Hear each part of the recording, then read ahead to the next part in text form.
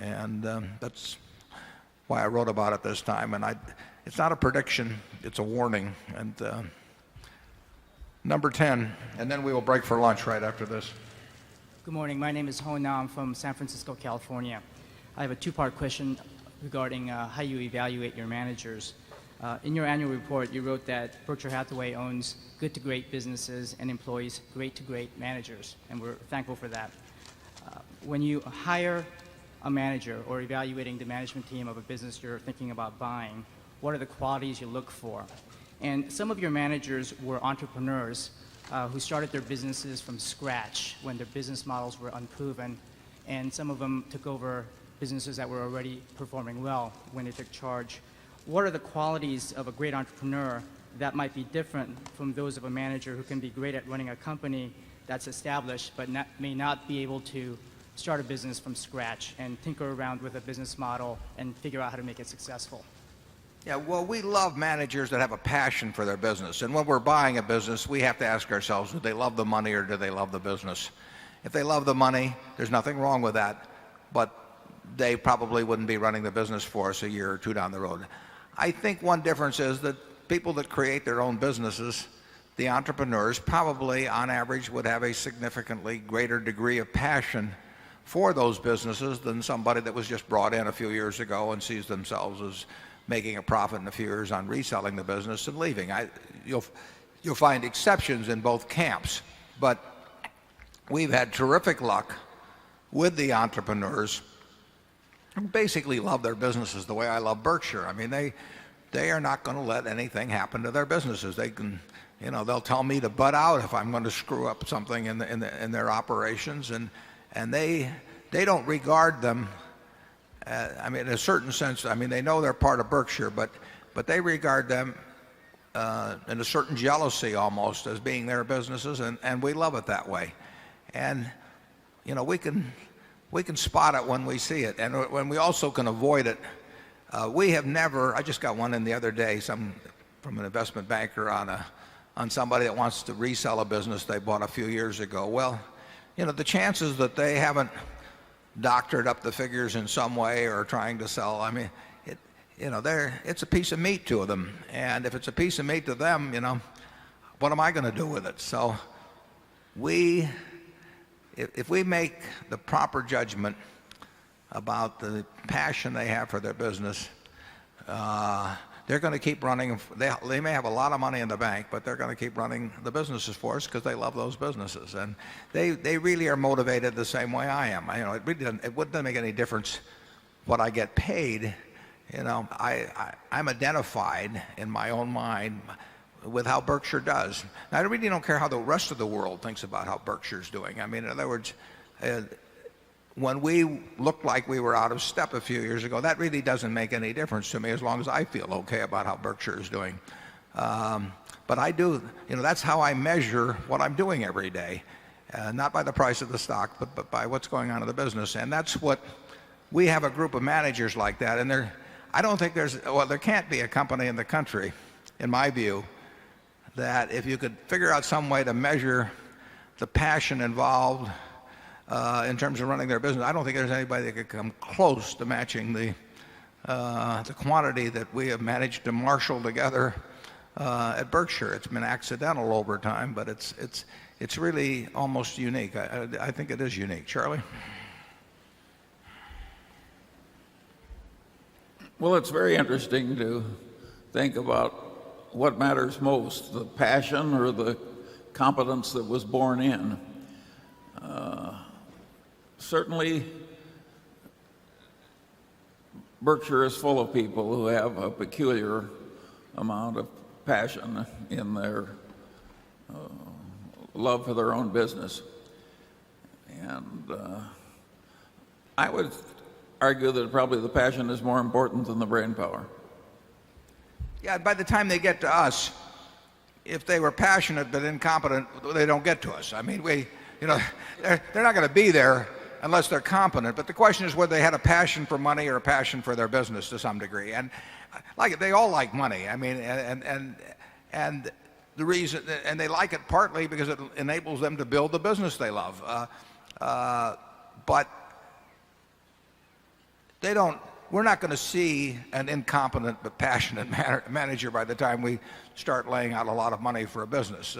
They got weeded out a long time ago, so I don't have to weed those out, but I do have to weed out the ones who want to cash a big paycheck and go off and do something else at some time. And like I say, we've had great luck at that.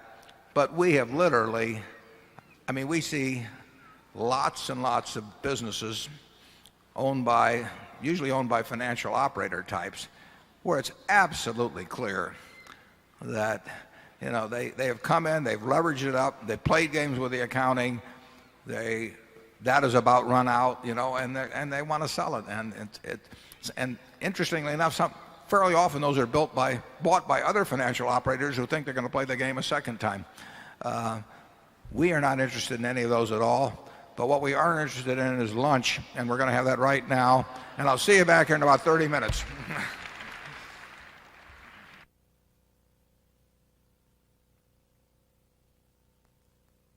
Okay, we have no afternoon movie. So we'll get to business in a second. If everybody will just find their seats, please. I've been advised by Mark Hamburg to make sure I make clear what I may not have made clear earlier. In terms of the figures we gave you about the first quarter, I think I said we had $16 billion of cash or cash equivalents, which is correct. We had a $290 million pre-tax underwriting profit. I think I said that. What possibly I may have misstated. We had $1.7 billion pre-tax operational gain. We had actually also, by coincidence, very close to $1.7 billion of after-tax accounting securities gains. But our operating gain, excluding security gains, was about $1.7 billion pre-tax. Let's start right at number one. Yes, my name is Oliver Grosser and I'm from Vienna, Austria. My question has two parts. Also the first part is, how do you get a few excellent investment ideas to be so successful? Do you read any special newspapers or industry magazines? Or do you visit the headquarters or any subsidiaries of companies? And which sources of information, like books, for example, Value Line, Standard & Poor's, Moody's, databases like Reuters, Bloomberg, DataStream, annual reports, internet, and so on, do you use to get the right impression of a company? And the second part, if you think that a company like the Washington Post, Geico, or Gillette has a very competitive product, what are the steps before you ultimately decide to invest in the company? Which publications do you read to get the best knowledge of the product? And how important is the balance sheet and profit and loss account statement of the company? Thank you very much. Thank you. The answer to the first part is sort of, and maybe the second part is sort of all of the above. I mean, we read a lot, and we read daily publications, we read weekly or monthly periodicals, we read annual reports, we read 10Ks, we read 10Qs, and fortunately, the investment business is a business where knowledge accumulates. I mean, everything you learn when you're 20 or 30, you may tweak some as you go along, but it all kind of builds into a knowledge base that's useful forever. And we, at least, I read, Charlie used to read, may still read a fair amount, but I read a lot of 10Ks, read a lot of annual reports. 40 or 50 years ago, I did a lot of talking to managements. I used to go out and take a trip every now and then and really drop in on maybe 15 or 20 companies. I haven't done that for a long, long time. I find everything we do pretty much I find through public documents. When I made an offer for Clayton Homes, I'd never visited the business. I'd never met the people. I'd done it over the phone. I'd read Jim Clayton's book. I looked at the 10Ks. I knew every company in the industry. I look at competitors. And I try to understand the business and not have any preconceived notions. And there is adequate information out there to evaluate a great many businesses. We do not find it particularly helpful to talk to managements. Managements frequently want to come to Omaha and talk to me, and they usually have a variety of reasons that they say they want to talk to me, but what they're really hoping is we get interested in their stock. That never works. Managements are not the best reporting. In most cases, the figures tell us more than a management does. So we do not spend any real amount of time talking to management. When we buy a business, we look at the record to determine what the management's like, and then we want to size them up personally, as I said earlier, whether they will keep working. But we don't give a hoot about anybody's projections. We don't even want to hear about them in terms of what they're going to do in the future. We've never found any value in anything like that. But just a general business knowledge, what we've seen work, what we've seen has not worked. There's a lot you absorb over time. Charlie? Yeah, the more basic knowledge you have, I think the less new knowledge you have to get. And the game is a lot like that fellow that plays chess blindfolded. He's got a memory of the board and everything that happened before, and that enables him to do the next move in a way he never could if you just showed him the board mid-game cold. And so and in terms of what publications, I don't know, Warren, I would hate to give up the Wall Street Journal. Oh, you'd also hate to give up the Buffalo News. Yeah.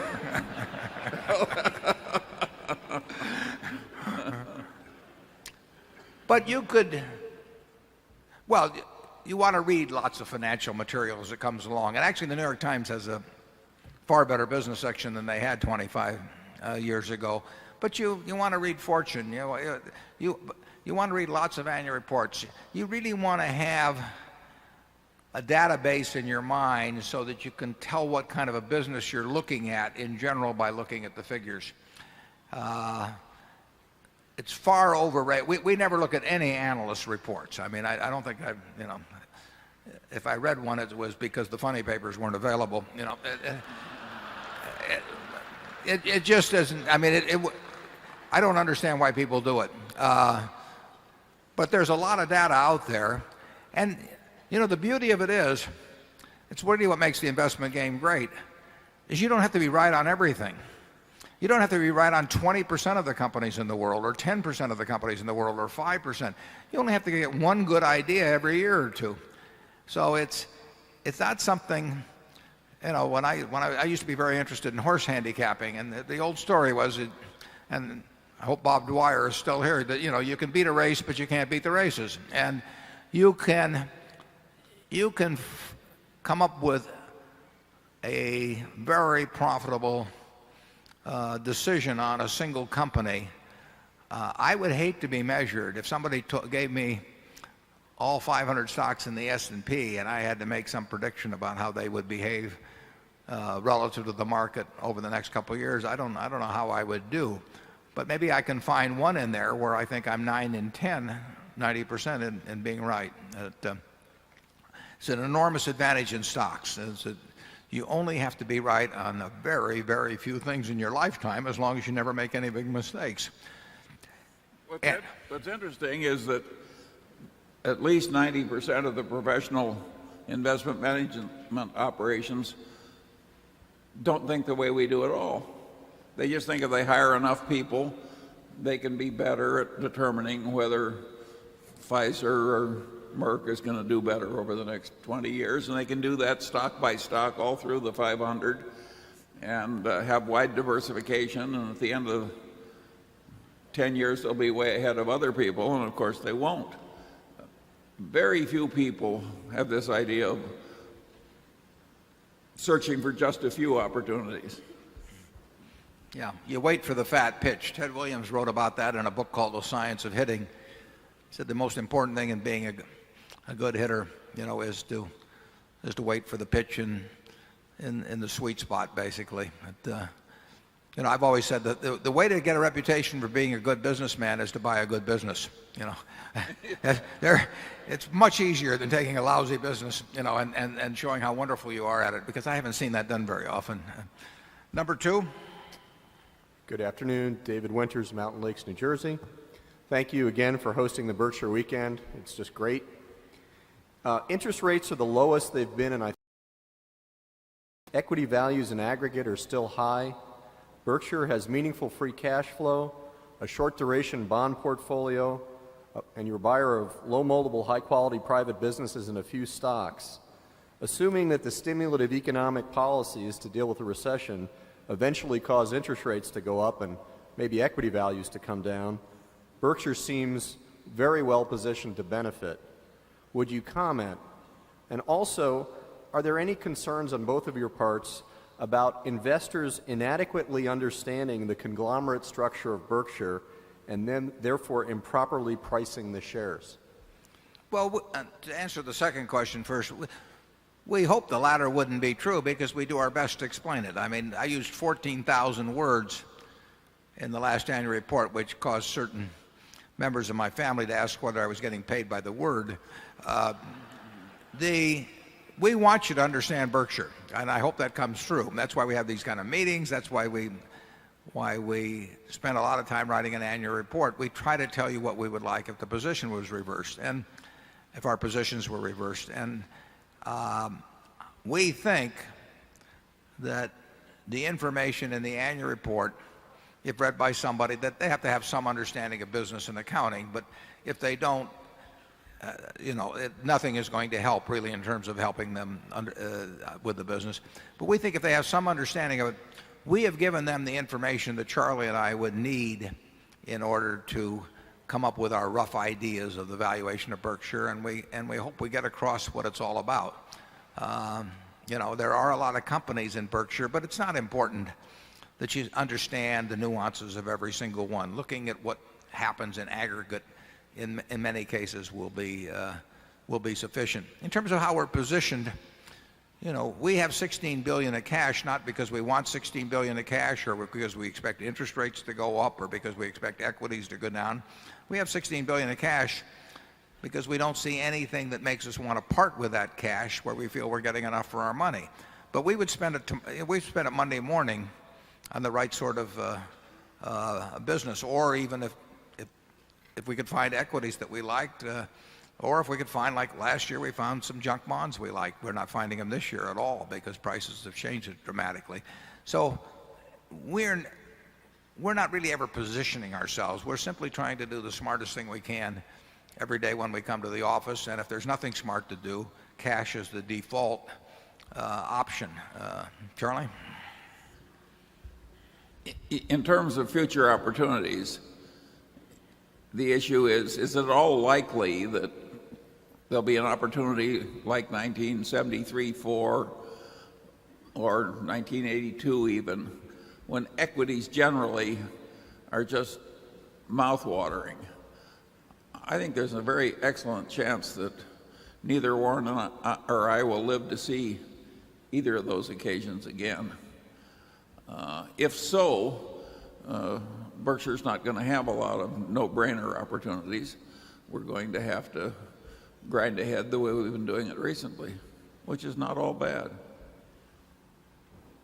It's not impossible, though, we'll get some mouth-watering opportunities. I mean, you just don't know in markets.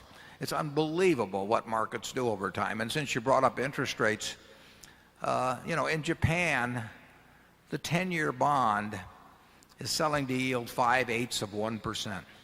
5/8 of 1%. I don't think there's anybody in our annual meeting of 20 years ago, certainly including Charlie and myself, who would have dreamt that a 10-year bond of a country, running a significant deficit would be selling at 0.5%. I mean, would you say so, Charlie? Would I ever?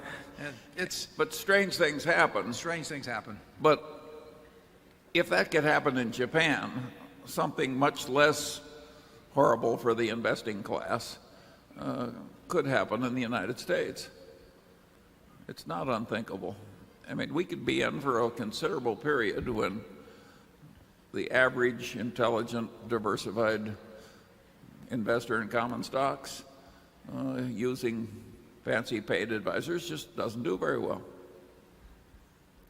But you can argue that if what we warned against and hope doesn't happen with derivatives should happen, it might create enormous opportunities for us in some arena. I mean, that we wouldn't be. It might very well turn out to be good for us if you get chaotic markets. You had a somewhat disorganized market in junk bonds last year because there were a lot of them created much faster than the funds available to absorb them were coming in. Now this year you have just the opposite situation. You have money pouring into the junk bond funds, $1 billion a week roughly, and that's changed the whole price situation. The world hasn't changed that much. It's just that the chaos has left the market for those instruments. Number 3. Yes. Hello, Paul Tomasic, Thornton, Illinois. Ben Graham and the model of value investing. I'd like to bring discussion back to that. And what's interesting and exceptional about you and Charlie and Ben Graham is the self-discipline, the incredible self-discipline.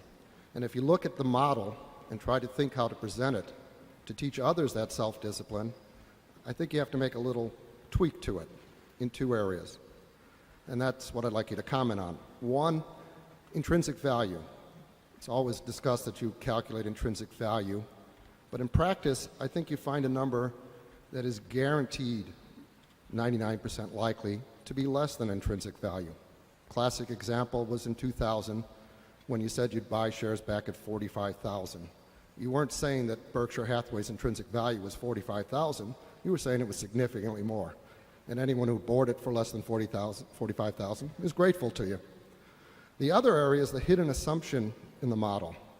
And that is, it's assumed that once you find a value stock and you buy it, that the intrinsic value isn't going to go down. And that's a second part of the analysis that has to be part of the discipline. So even though you found a value stock, you still haven't done all the work. You have to analyze, is the intrinsic value going to go down? In particular, companies throw away intrinsic value is the most common. Management gives it away. That hasn't happened at Berkshire Hathaway, although I don't want to give an unqualified comment on that since I see you're remodeling the offices. So we don't know how much intrinsic value has been thrown away there. So if you comment on the 2 things, do you calculate intrinsic value or a number that's absolutely positively under intrinsic value? That's the number you put in the equation. And even when you find a stock selling for less than this lower bound of intrinsic value, do you still do the homework on the second part and analyze, will the intrinsic value go down in the future? Thank you. Yeah, I would feel somewhat better qualified to speak on self-discipline if I weighed about 20 pounds less, but for the moment we'll ignore that. The second part of your question relating to intrinsic value going down, actually if you compute intrinsic value as reflecting the discounted value of future cash flows, that should have built into it a calculation that allows for the fact that certain businesses are going to earn less in the future than now. It isn't that their intrinsic value goes down then, because you should build it into your calculation right now. But as we've pointed out many times in the past, intrinsic value is terribly important and very fuzzy. And we do our best to work with in the kind of businesses where we think that we have the highest probabilities, where our predictions are of a fairly highly probable nature. And that leaves out all kinds of companies. It's pretty good, we'll say, it's something like a natural gas pipeline. I mean, the chances of big surprises in a pipeline should be relatively small. That doesn't mean they're zero, but they're relatively small. Now let's assume that you had a gas pipeline, which some have, where either the supply of gas is going to run down, or where there are competitive pipelines that may be trying to take away your contracts that you wrote 10 years ago and expire in 2 years, and you're going to have to cut prices. I would say that 2 years from now, when you have to cut prices, the intrinsic value hasn't gone down from today if you properly calculate it today and build in the fact that profit margins in the future will be lower than today. We looked at a pipeline recently where we think they are going to be vulnerable to competitive price pressures because of alternate ways of getting gas to market through other pipelines. And the calculation is entirely different.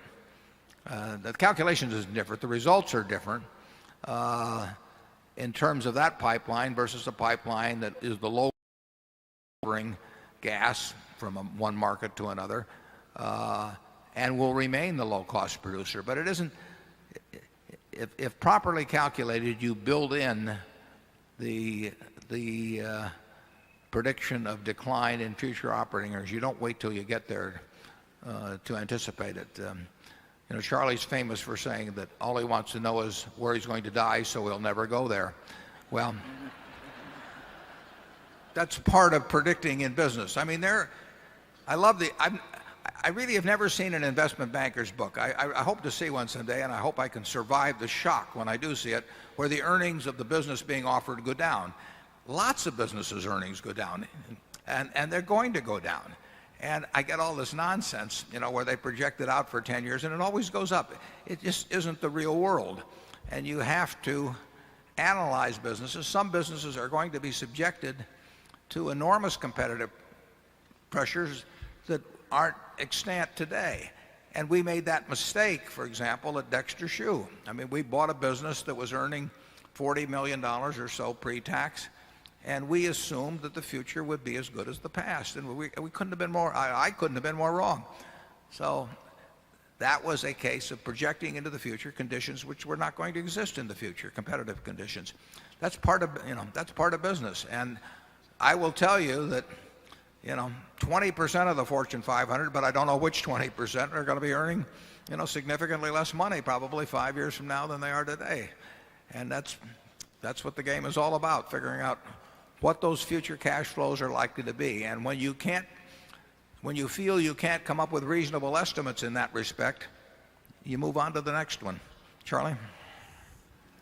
Yeah, we have this simple old-fashioned discipline which Warren likens to Ted Williams waiting for a fat pitch.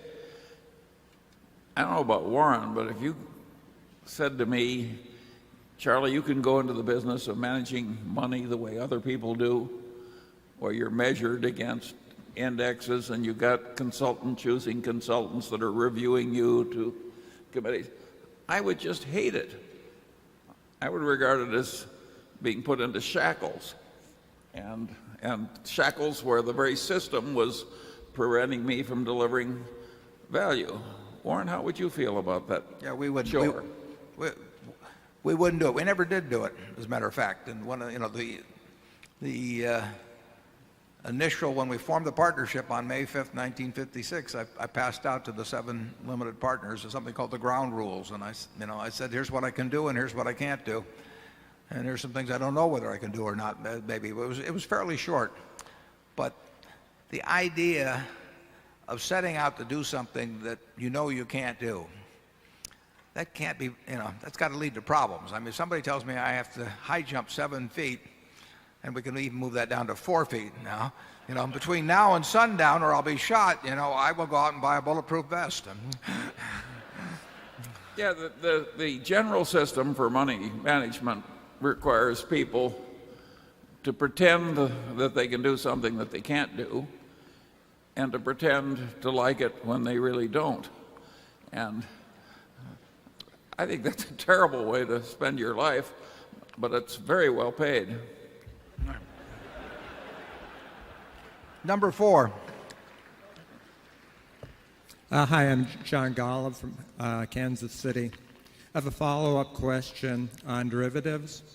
After the press zeroed in on the comments in your annual letter, the head of Fannie Mae got up and said, well, Mr. Buffett's criticisms don't apply to Fannie because, number one, we have simple vanilla derivatives that are priced in the market.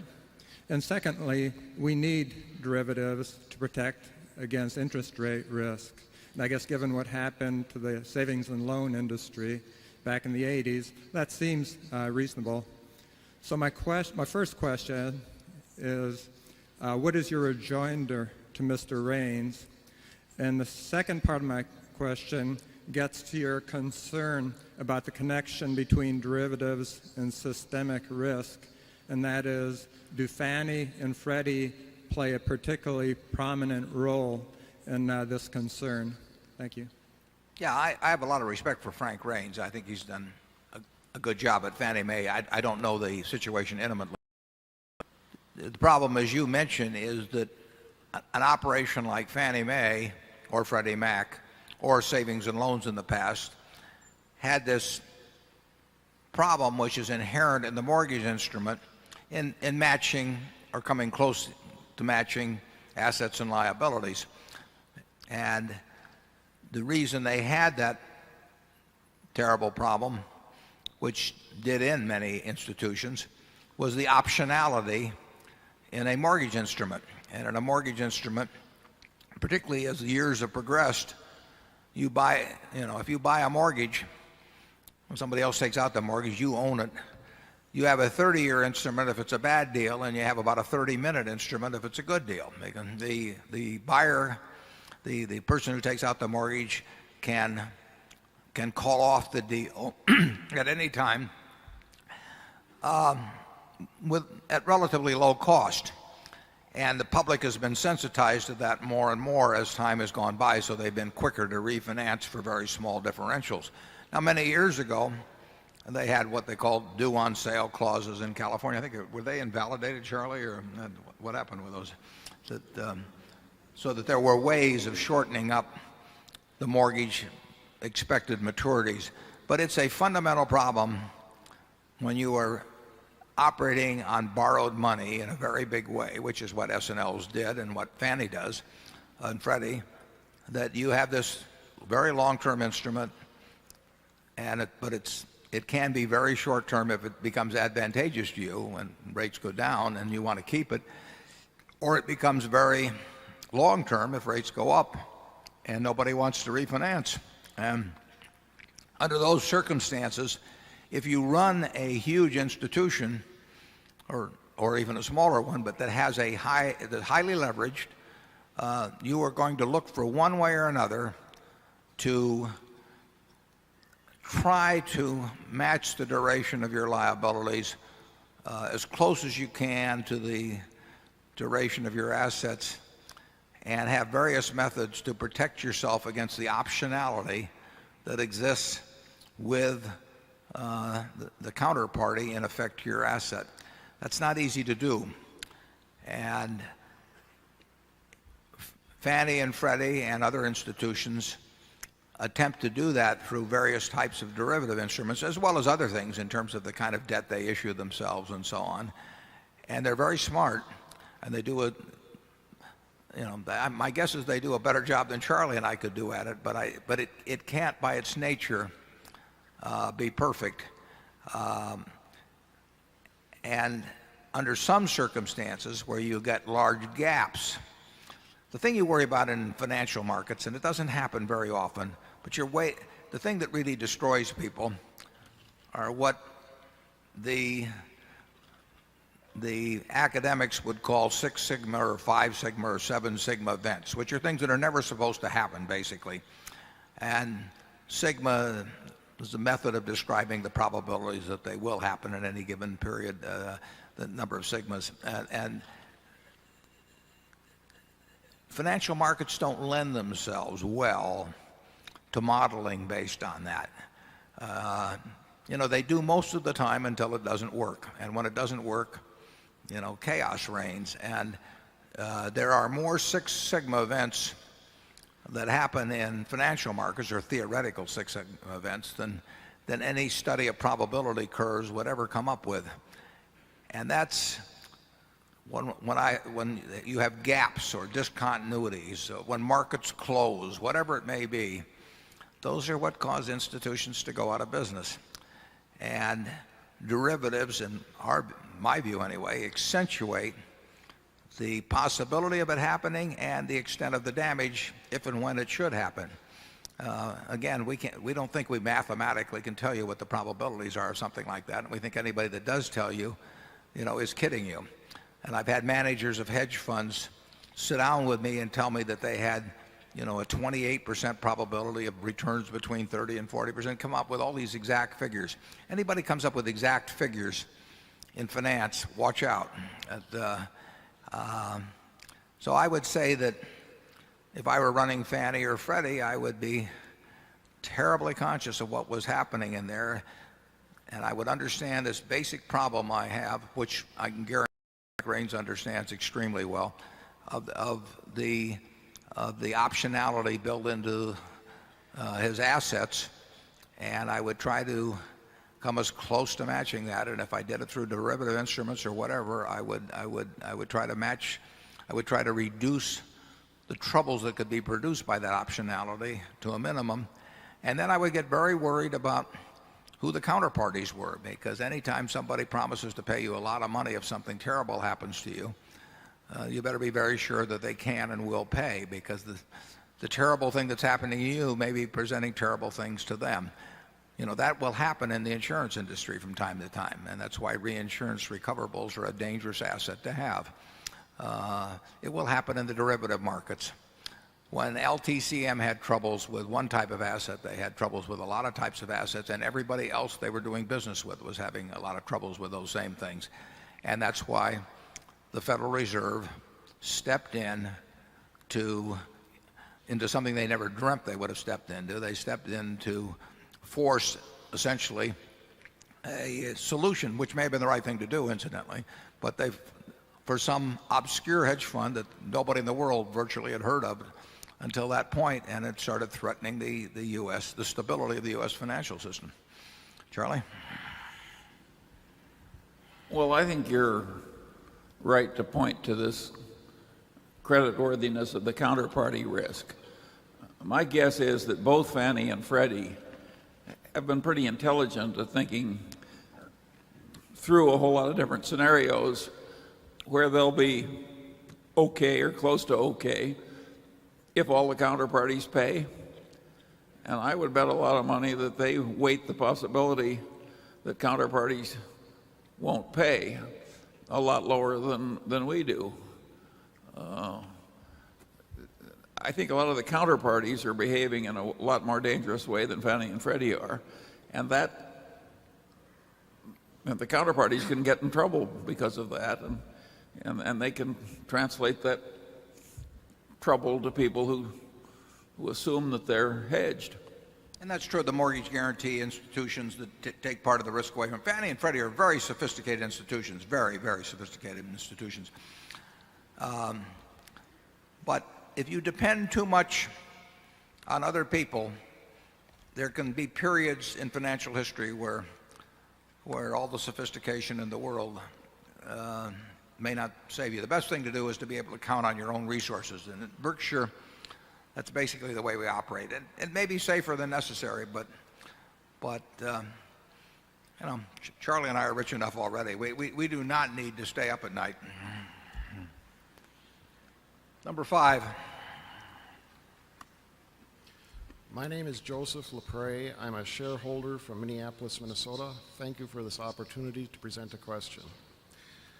At last year's meeting, I believe that Mr. Munger made a comment to the effect that it was not inconceivable that the U.S. dollar could someday suffer a collapse in value similar to that which had recently befallen the currency of Argentina.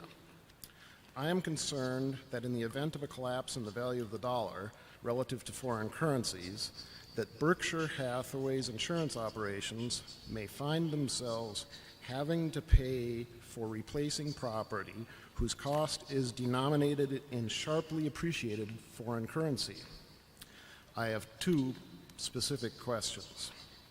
First, does Berkshire Hathaway have any way to protect itself from the effects of inflation induced by a possible currency collapse? And second, do you have any ideas about how individual investors can protect themselves from currency risk? Thank you. Yeah, I'll ask Charlie first to comment on whether he said exactly what the gentleman said last year. Well, I wasn't predicting that the United States would go to hell as much as Argentina has. What I was predicting is that all kinds of things could happen here that are unthinkable based on past recent experience. And Berkshire, Warren, by and large, our liabilities are denominated in dollars. Right. We don't have a huge foreign currency exposure at all. No, well, we have, we have a few $billion at least denominated in liabilities and other currencies, but we also have assets in those currencies pretty much. So we don't think about it day by day in terms of matching euro assets against euro liabilities, but in a general way, we don't get way out of whack either. We do not have lots of liabilities around the world in other currencies, which are only matched by assets in U.S. dollars. Most of our assets and liabilities overwhelmingly are going to be in U.S. dollars, but we'll have we will have maybe at the present time a couple of billion that of liabilities primarily in euros, and we have at least that much in the way of assets. So we don't run big. We do not run a big currency risk at Berkshire. Now, if you talk about the value of the dollar declining dramatically, we all face that risk if we have a lot of dollar assets. I personally don't worry about the American currency getting worth far less relative to other currencies as much as I worry. I don't really worry about it, but I think there's a probability that sometime in the next 20 or 30 years that you could have rampant inflation in this country again. You'll probably have it around the world, and it's probably more likely in a good many other countries than it is in the United States. But inflation is always a latent danger to an economy. I always think of inflation as being in remission at all times because it's something that has a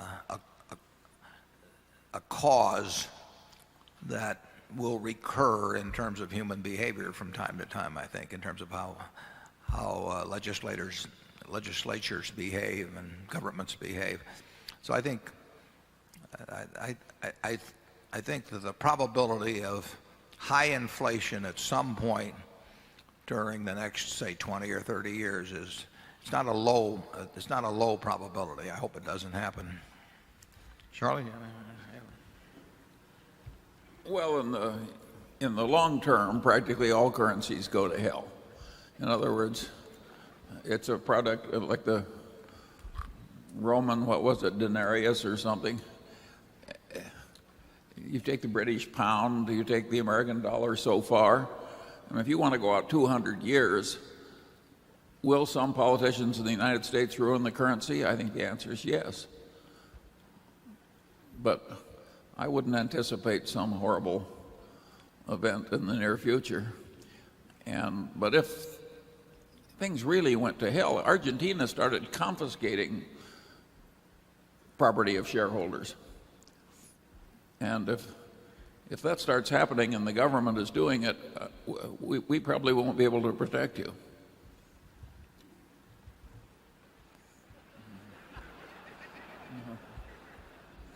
That sounds like kind of a nervous laugh to me. Number 6. Yeah, hi. I'm Gautam Dalmia from India. Sirs, if I were to take you back to the start of your investing careers, I assume it would have been harder for potential acquisition opportunities to come by.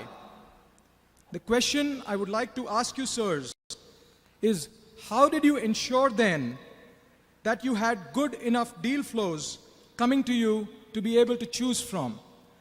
I have one more question. The Berkshire subsidiaries do not have a retirement policy. What are the implications of this on retaining and motivating employees who are potential successors to senior management? First question about deal flow, which is not it's a term I actually don't like very much because we don't think of them as deals exactly. That has a little too much of the connotation of something to be bought and then again something to be sold. But we do like acquisition opportunities, and really that's just achieving that so that we get the calls when we should get the calls. And there aren't lots of those because we're talking about good-sized businesses. We're talking about owners that love their businesses, and it's going to happen occasionally, but it's going to happen a few times a year probably. I think in the U.S. now that we get a pretty reasonable percentage of the calls that we should get, and that was not true 20 or 30 years ago. We didn't hear from anybody 20 or 30 years ago to speak of, because we were looked at much more as being a marketable securities operation, and we weren't as well known. It feeds on itself, obviously. If we acquire companies and the people from whom we acquired them are happy about the deal, we're going to hear from more people. We bought our first furniture operation in 1983. That really led to 4 other transactions because the people in the first one were happy and they talked to us about the second one, and the people in the second one were happy, and so on. So, it's like Charlie always describes compound interest as being like, being at the top of a very large hill with wet snow and starting with a snowball and getting it rolling downhill. And that's a little bit like the acquisition situation works.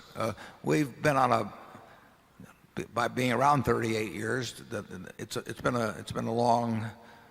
a high mountain in terms of the length the snowball is going. By now it's going at a pretty good clip, and it's pretty good size, and it tracks a lot of snow. And that's good for us. Outside the United States, we do not seem to be on the radar screen, so we don't seem to hear about those as much. But we're hearing about enough in the United States. It's not a flow in the sense of I don't hear about one a week. I don't probably hear about one a month. But the ones we want to hear about, most of them I think we're getting the calls now. I think we're getting a higher percentage of the calls now than ever in our history we would have gotten. And that's all to the good. And if we can do the same thing outside this country, that would be a plus too. But this country's a big market, and we'll just try and spread the word further. Charlie, what was that other question? Well, he talked some about deal flow, and there's a general assumption that it must be easy to somehow arrange things that you just sat behind a desk and people brought in one wonderful opportunity after another, and you finally selected 2 out of 100, and it would be a virtual cinch. That was the attitude in venture capital until the last 2 or 3 years. We didn't have any of that in the early days, right, Warren? No, that's right. We were finding our own securities, and we were just looking at the public markets to see what was available in securities. And when we started buying companies, there must have been 20 years when we didn't buy more than 1 or 2 a year. Yeah, they were fairly few and far between, and we didn't have the money to buy very big ones either. It was a big deal when we bought Associated Cotton Shops for what in effect was $4 million, or when we bought Hochschild Kohn when we had to come up with $6 million of equity, as I remember, for that deal. And National Indemnity itself was $7 million for National Indemnity, and I think $1.4 million, $1.7 million for National Fire and Marine. And that was all we could handle in those days. So the snowball is, it's built up as it's gone down the mountain, and we hope there's a lot of mountain left and a lot of wet snow, and we're looking for it. But it's fair to say that we were rooting around for those opportunities. We weren't sitting behind our desks and waiting for some commission salesman to come in and present us with opportunities to sign our name. I can't think of anything we bought in the early days that way. No. Warren, you chased down Jack Ringwald. Didn't you go to him? Well, Jack Ringwald, who ran National Indemnity, and some of you here in the room knew, Jack was a very interesting guy and a friend. And Jack, for 15 minutes every year, would want to sell National Indemnity. Something would make him mad. A claim would come in or something of the sort. So for 15 minutes every year, he would want to sell. And I had a friend of mine, Charlie Hyder, who may be here today, and I had discussed this phenomenon of Jack being in heat once a year for 15 minutes. And I told Charlie if you ever caught him in this particular phase to let me know. And there was a day that Charlie called and said, Jack's ready. And I said, well, get him over here. So he came about 11:30 and we made a deal in that 15-minute zone. And this is absolutely true. It's a fascinating story because Jack, having made the deal, and we really did make it in 15 minutes, Jack, having made the deal, really didn't want to do it. But he wouldn't have backed out of a deal. But he said to me after we'd shaken hands, he said, well, he says, I suppose you'll want audited financial statements. And if I'd said yes, he would have said, well, that's too bad, then we can't have a deal. So I said, I wouldn't dream of looking at audited financial statements. They're the worst kind,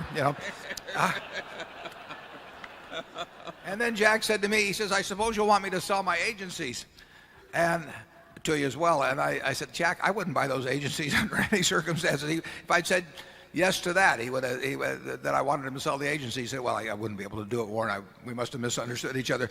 So we went through about 3 or 4 of those. And finally, Jack gave up and sold me the business.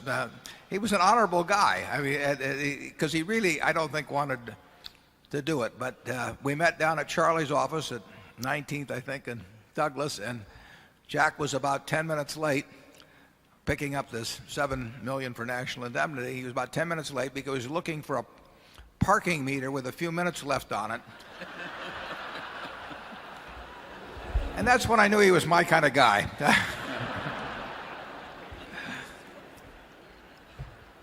But at any rate, this process is not easy. And practically anything where you sit behind that desk and this wonderful deal flow is just coming by, you're in a very dangerous seat. Number 7. Gentlemen, my name is Jim Maxwell. I'm from Omaha, Nebraska. You put your toe in the water, so to speak, with Level 3 when you gave a deal, or got involved in that deal with them. And I'm wondering if there's any area in the telecommunications industry that appeals to you now, or any specific company that appeals to you. Much more importantly, I want to ask about Global Crossing. They're in bankruptcy court right now. The U.S. military uses them for communications, data, telecommunications, or something like that. There are 2 companies that want to buy their assets out of the bankruptcy court. One is a Chinese company, one is a company from Singapore. The U.S. says, no way, Jose. They don't want China to get control of the assets of Global Crossing, mainly because of the military security. In the last week, the Chinese company has backed out. The Singapore company has come in and said, we will buy the 80% stake, and that is now available. But still, if that sale goes through, Global Crossing will not be in U.S. hands. Part of my concern is if these 2 companies were in a relationship that was friendly, they were willing to be together, I could see the possibility that the Singapore company would sell later its portion to the Chinese company. Have you ever considered, and if not, why not, buying the assets out of the bankruptcy court, which would be a fire sale? I think that would be good for Berkshire Hathaway, In addition, it would be good for the United States, and for future generations. I would suggest that would be your civic duty, gentlemen. Well, I hope I don't get arrested for leaving without doing this. I frankly don't have the faintest idea how to evaluate telecommunications companies down the road. That doesn't mean I don't understand at all what they do. I probably understand a little bit of what they do. But in terms of figuring out the future economics in that business, what they're going to this player or that player is going to look like 5 or 10 years down the road, I simply don't know. I mean, and I think it looks like the people who thought they knew 3 or 4 years ago didn't know either, I might add. But that's another question. Charlie, what do you know about the telecommunications business? A little less than you do. He's in trouble. No, we don't have any idea. If you pull out a name, Bell South, Verizon, I have no idea how that all comes together 5 or 10 years from now. I mean, I know people are going to be chewing Wrigley's chewing gum or eating Hershey bars or Snickers bars 5 or 10 or 15 or 20 years from now. They're going to be using Gillette blades. They'll be drinking Coca-Cola. And I have some idea what the profitability of each one of those will be over time and all of that. I don't have any idea how telecommunications shakes out. And I wouldn't believe anybody in the business that told me they knew, because, what would they have been telling me 5 years ago? So it's just a game I don't understand. That doesn't bother. There's all kinds of things I don't understand. I don't know what cocoa beans are going to do next year. I mean, it'd be a lot easier if I did. I could just make all my money on cocoa beans and be much simpler trying to run a whole bunch of businesses at a Berkshire. But I don't worry about what I don't know. I worry about being sure about what I do know. And telecommunications doesn't fall within that group. Mostly, Berkshire in its history has bought common stocks that practically couldn't fail. But occasionally, Berkshire just makes an intelligent gamble where there's plenty of chance of failure, but there's enough chance of success. So the gamble is worth taking. And I think it's fair to say that telecommunications falls in that so far. Yeah, we might buy some junk bonds in that business. In fact, we have in several areas.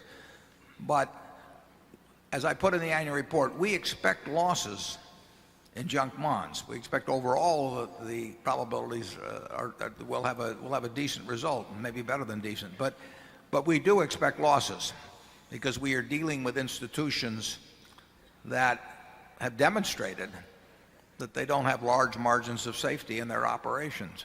Sometimes, not at all in level 3, but sometimes we're dealing with managements that are quite suspect. And I would say that in the history of Global Crossing, you had that, although that doesn't attach itself to the assets now. But very often in the field, when people get highly leveraged, sometimes they get tempted to do things that they wouldn't be tempted to do otherwise. And that's happened in the junk bond field, obviously, and always will happen. But that's the reason we expect to have significant losses. And actually, they haven't been that significant. We've had losses. But we haven't seen our biggest loss yet, believe me, in junk bonds. But we'll make a lot of money out of some of them too. It's a different field. It's like being an insurer of substandard risk. You'll have more accidents, but you can charge a premium that makes it work out. But in general, when we buy businesses, we want to buy superior risks. We don't want to buy 100 businesses for operation by ourselves with the idea that 15 of them are going to be train wrecks and that the other 85 will take care of it. That's not our approach to building Berkshire. Charlie, got any more? No.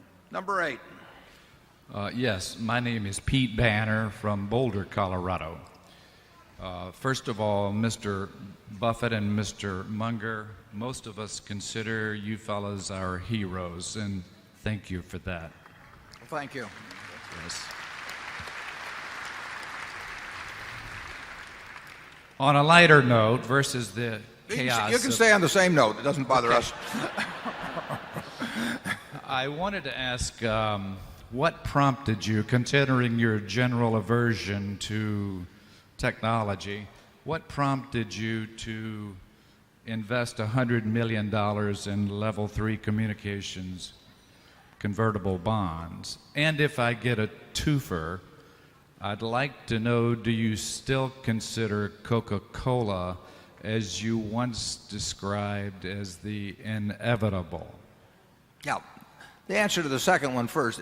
The Coca-Cola, I think, ever since I described it that way, in terms of I talked about in terms of the probabilities that they would dominate the soft drink market and not lose market share in any way, that they would grow over time.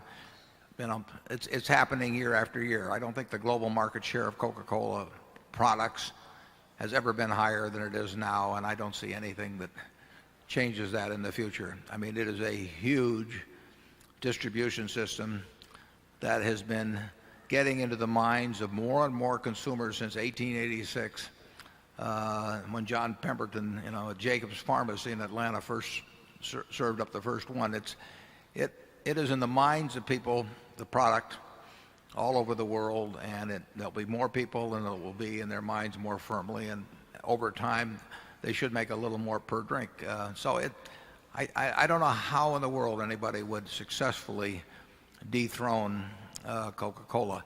In terms of level 3, we like the people. We think they're smart people, and they owed too much money, and they recognized it, and they've done some very intelligent things in the way of attacking that problem.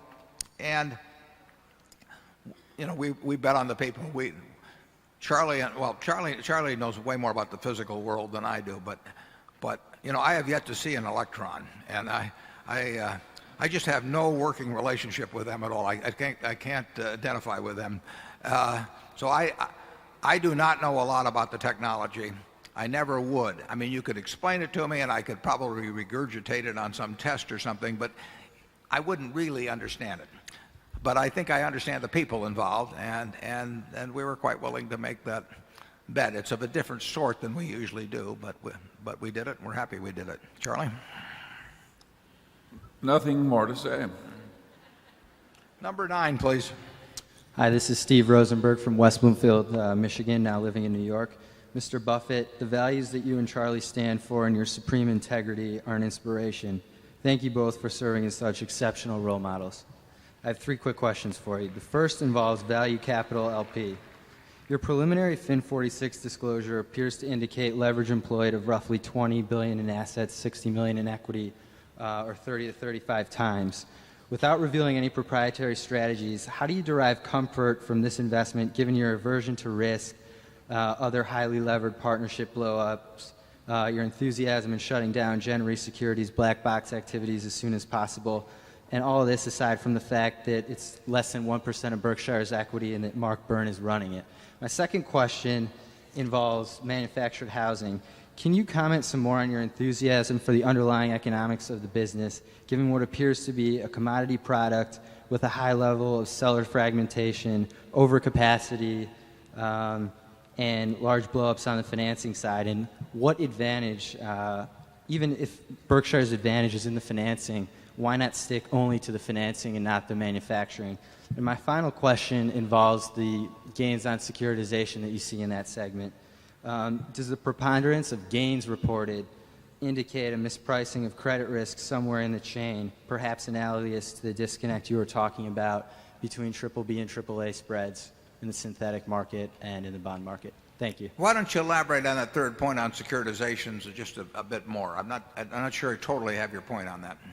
Just the fact that usually you see gains rather than losses on securitization all the time. Does that indicate that somewhere when you're slicing and dicing it, someone is paying too much, not taking the credit risk into not valuing it properly? Yeah. Okay, 3 questions. Value Capital is run by Mark Byrne, as you mentioned. We've made a lot of money with the Byrne family. We made money with Jack, and we like Mark and Patrick, who we know, Charlie and I know very well. And Mark is a very, very bright guy who runs what is, in effect, a hedge fund specializing in fixed income type securities around the world. And Mark and his family have significant money of their own in value capital, but we have 95 or so % of the capital in there, and we do not in any way guarantee their obligations. Mark operates with a degree of leverage that is less than most people that operate in that field, but it's a lot compared to the way we operate at Berkshire. And that's okay with us. We wouldn't do it with 100% of our money, and we wouldn't do it with 50% of our money, but we think it's a reasonable business as run by Mark, as long as he's got a lot of money on the downside as well as the upside, which he does. And he's a very decent guy in addition to being a very smart guy. So we're comfortable with that. It may have to get, the figures may have to get consolidated on our balance sheet. We disclose them all now in our first quarter report. You will see them set out. And in effect, we've got 600 and some million, a couple $100 million of retained earnings that Mark has earned for us. And we feel quite comfortable with that as an investment. We do not regard it as a business part of Berkshire. The consolidated financial statements may make it look like we do, but it is not. We are a limited partner. We have a corporation in between. We have no guarantees of anything they do, and we're very happy with Mark running that piece of money, even though he does it, as you say, in fixed income strategies that involve a lot of, they involve derivatives, they involve borrowed money, but I've looked at the positions, and they all make sense to me. And they would make sense because Mark is a very smart guy, and the money means a lot more to him than it does to us. So we feel okay with that. We don't like the idea of consolidating in the sense that we don't think it will make, we think it makes our figures less representative of what's really going on than the way we handle it presently. But the rules are the rules, and we'll do what they say. The second point, Charlie, do you want to comment on value capital at all? Or? No. Okay. The second, manufactured housing, it is, I mean, practically everybody in manufactured housing is losing money now, and Clayton is making money. They've had much sounder policies in terms of how they've operated over the years. One of the things they do, most of their houses are sold through their own retail units. They have about, I think, 297 or so retail outlets of their own. And those managers are on a 50-50 profit split, basically, as I remember it, with Clayton.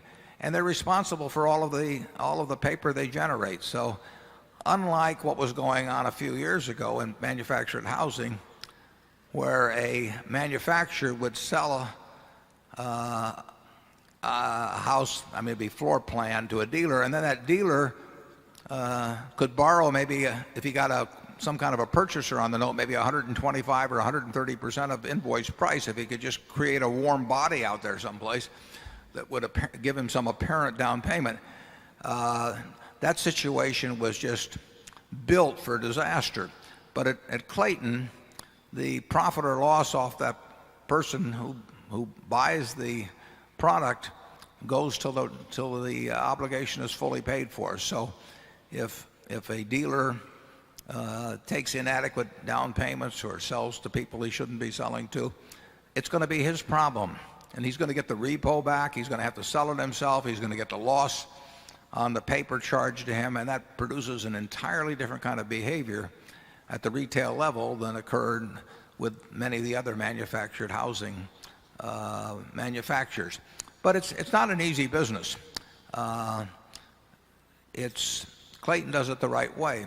And in fact, if you read Jim Clayton's book, he tells in there about the time he bought his first home in Indiana, and he tells about a little of the funny business that went in terms of how the manufacturer behaved. And he describes some of the systems that people use to game the financing. And those activities are coming home to roost in a huge way for both the manufactured housing companies and for the people that finance the retail paper. Clayton did it right, basically, and they'll continue to do it right. Even so, there is such a stain over the whole manufactured housing industry in terms of financing that even Clayton is the only one that is able to securitize. And as I said earlier, they cannot securitize to the extent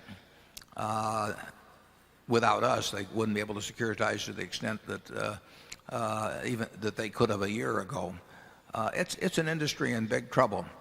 I think we'll do fine in it because I think we're in with a class player. I think they've got these systems in place that have the right incentives, which you need all the way through the system. And I think Berkshire will make them even stronger because we will not securitize.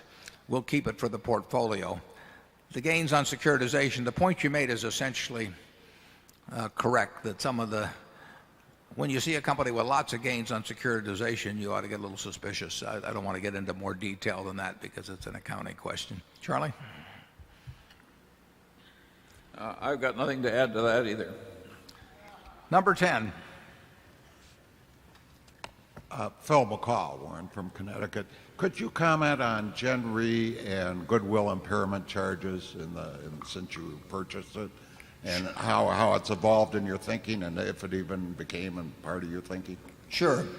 The question relates to the fact that if you buy a business at a price over tangible assets, that you set up a goodwill account, and if at any time in the future that goodwill becomes impaired, you should and must, if the accounting is proper, run a charge to reduce that goodwill item. You run a charge through the income account.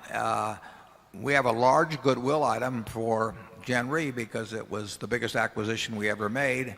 We paid substantially more than book. And the question is whether that goodwill is impaired. And certainly if the operations of Gen Re of the last couple of years, not including this year, but of the years 98 through 2001 more or less, were representative of the future, you would say that there has to be a big goodwill charge there, and I would agree with you.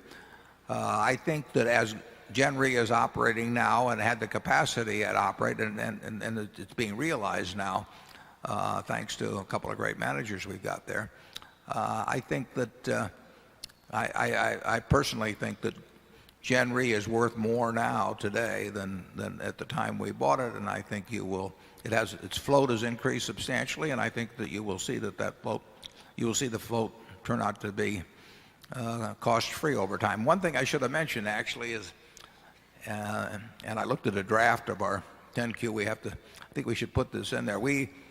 Gen Re up until this year was discounting workers' comp reserves at 4.5%. Which was not conservative.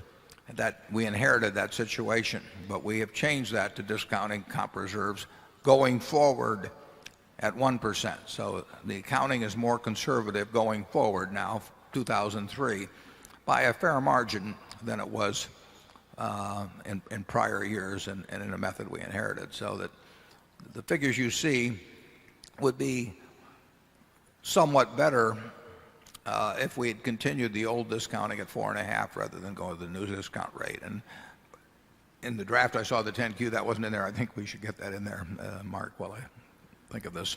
Charlie? Yeah, that accounting issue is of a type that is very common within Berkshire.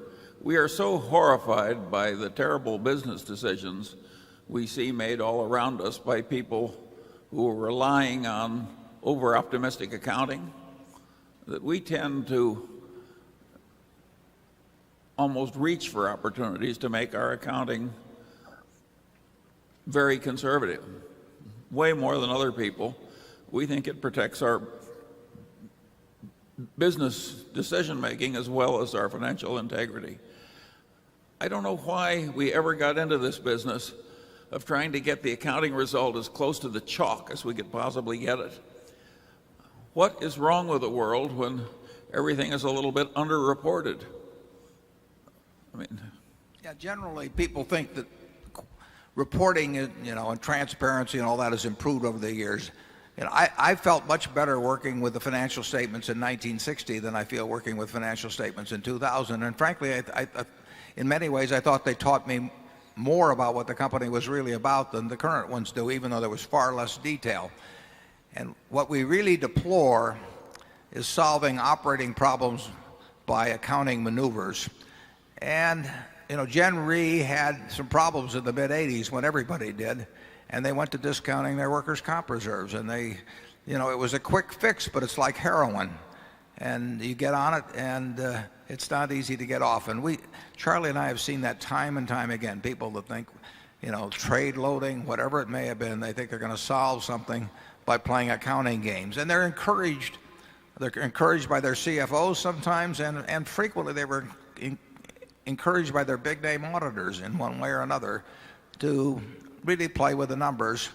And it catches up with you. You might as well face reality immediately and take whatever operating steps are necessary to solve problems, or if you can't solve them, just give up on them.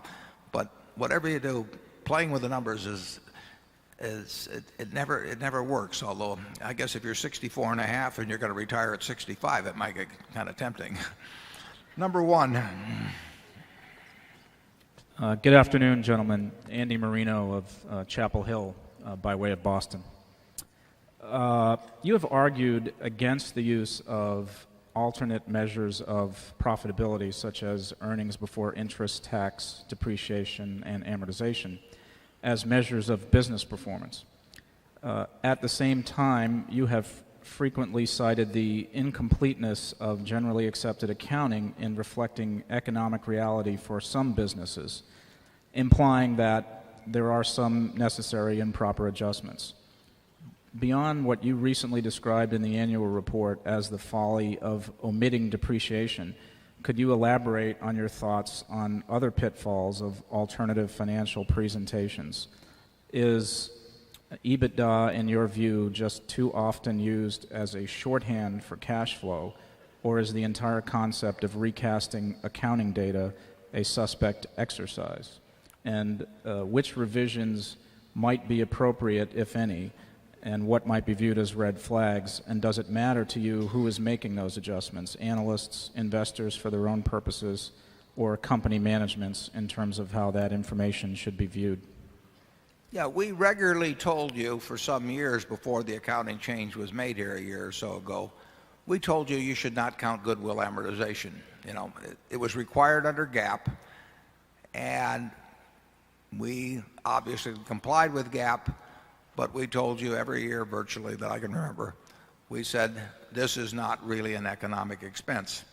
And we ignore it in our own calculations of earnings in terms of what we will pay for businesses. We don't care whether there's a goodwill item or not, because it's immaterial to economic reality. So we have been quite willing at Berkshire to tell our own owners to ignore certain things, and if they disagreed with us, they could look at the GAAP figures, but we felt they were getting misled by looking at the amortization of intangibles. That doesn't mean we think all intangibles were good, but we did feel that was an arbitrary and a decision that didn't make any sense at all. And we felt, obviously, as we've talked about, we felt the crazy pension assumptions have caused people to record phantom earnings in many cases. So we're willing to tell you when we think there is data that is more important in economic analysis than GAAP figures. We'll talk to you about it. Not thinking of depreciation as an expense, though, strikes us as absolutely crazy. I can think of very few businesses. I can think of a couple, but I think of very few businesses where depreciation is not a real expense. Even at our gas pipelines, I mean, at some point they'll need repairs, but beyond at some point they become obsolete. I mean, there won't be gas there 200 years from now. We know that. So depreciation is real, and it's the worst kind of expense. It's reverse float. You lay out the money before you get revenue, and you are out cash with nothing coming in. And depreciation, any management that doesn't regard depreciation as expense is living in a dream world. But of course, they're encouraged to do that, by investment bankers who talk to them about EBITDA, and then certain people have built fortunes on misleading investors by convincing them that EBITDA was a big deal. And when we see companies that say, we don't pay any taxes, and because we don't have any earnings for tax purposes, and don't count depreciation and all of that, that's coming, in our view, many times that's coming very close to a flim-flam game. I get these people that show me, they want to send me books with EBITDA in it, and I just tell them, I'll look at that figure when you tell me you'll make all the capital expenditures. If I'm going to make the capital expenditures, there's very few businesses where I think I can spend a whole lot less than depreciation year after year and maintain the economic strength of the business. So I think the EBITDA has been a term that has cost a lot of investors a lot of money. You saw it in the telecom field. I mean, the idea that they were spending money so damn fast, they couldn't have it coming in the door fast enough from investors. And then they pretended that depreciation was not a real expense. That's nonsense. I mean, it couldn't be worse. And a generation of investors were sort of brought up to believe in that. We at Berkshire will spend more than our depreciation this year. We spent more than our depreciation last year. We spent more than our depreciation the year before that. Depreciation is a real expense. It's just as much as the expenditure for lights. It's not a non-cash expense. It's a cash expense. You just spend it first. The cash is gone, and it's a delayed recording of cash expense. How anybody can turn that into something they use as a metric that talks about earnings is beyond me. Charlie? Yeah, I think you would understand any presentation using the word EBITDA if every time you saw that word, you just substituted the phrase bullshit earnings. I knew he'd do it sooner or later, folks. And the man, he made it through the morning, but never all day. And the man asked the question also, it says, what remaining big accounting troubles exist? The real Lollapalooza is pension fund accounting and to some extent post-retirement medical liabilities. Those are horribly understated now in America, and they're very big numbers.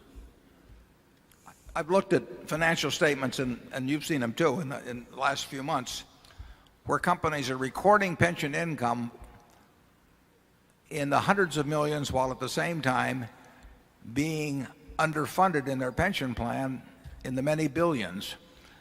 And they just aren't facing up to reality at all, and they don't want to because they don't want to take the hit. And they're this, it's the same mentality as stock option expenses, and they are paying people with stock options, but we pay people with cash bonuses. And I suppose, we might, well, it isn't really true, but we might like it if we didn't have to record cash bonuses as an expense. I mean, it's a way we pay people. And you can say, well, why don't you put it in the footnotes and leave it out of the income account like they do with option expenses, which is a form of compensation too. But the answer is that a bunch of people who cared very much about having their stocks float to unreasonable prices, at least in our view, found they could do it a lot easier if they didn't count compensation expenses. And why not put all expenses in footnotes? Just have an item there that says sales, and then have the same figure for net profit, and then just have all the expenses in the footnotes. And people with a straight face, say, well, it's in the footnotes, so therefore everybody knows about it, and we don't have to count it, put it in the income account. It's amazing what people with high IQs will do to rationalize their own pocketbooks. And Charlie has another explanation for why there's been this denial of the reality of option expense in terms of people's ego getting involved with their own records. And you want to elaborate on that, Charlie? Don't name names. Well, no, I'm so tiresome on this subject, and I've been on it for so many decades. It's such a rotten way to run a civilization, to make the basic accounting wrong. It is very much like making the engineering wrong when you're building a bridge. And when I see reputable people making these perfectly ridiculous arguments to the effect that it's unthinkable that options be expense. Or it's too difficult to value. Well, because it's too difficult to value, or God knows what reason. And a lot of them are people you'd be glad to have marry your daughter. And yeah, because they're rich, for one thing.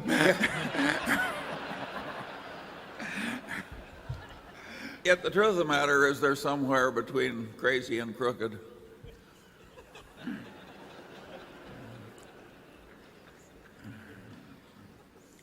Put him down as undecided.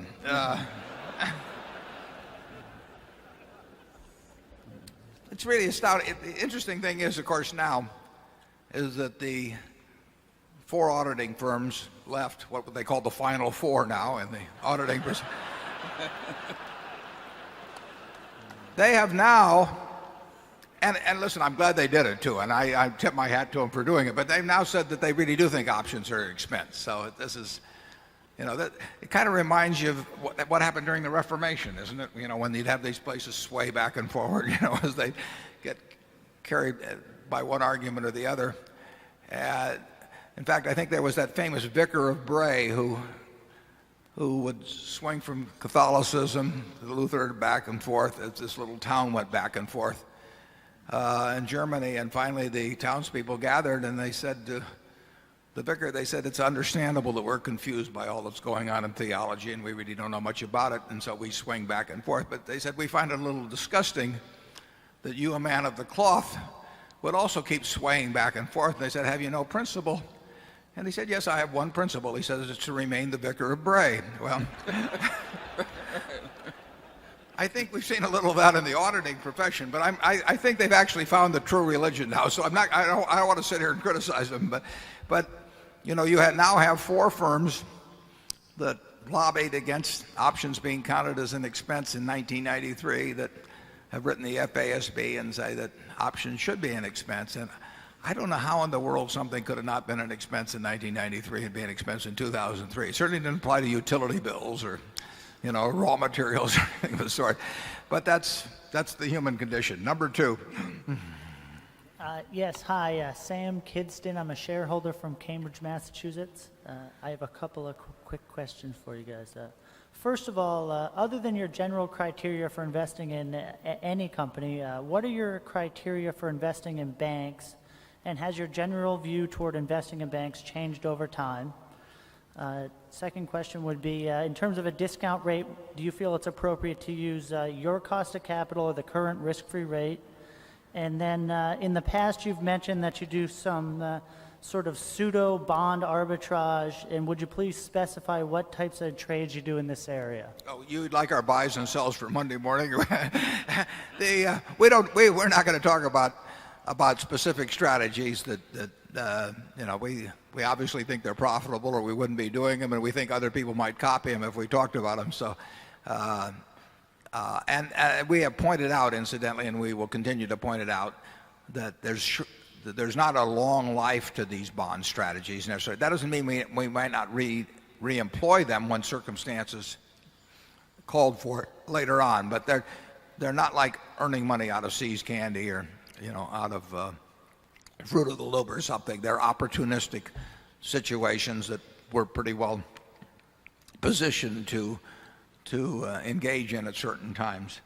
The question about banking,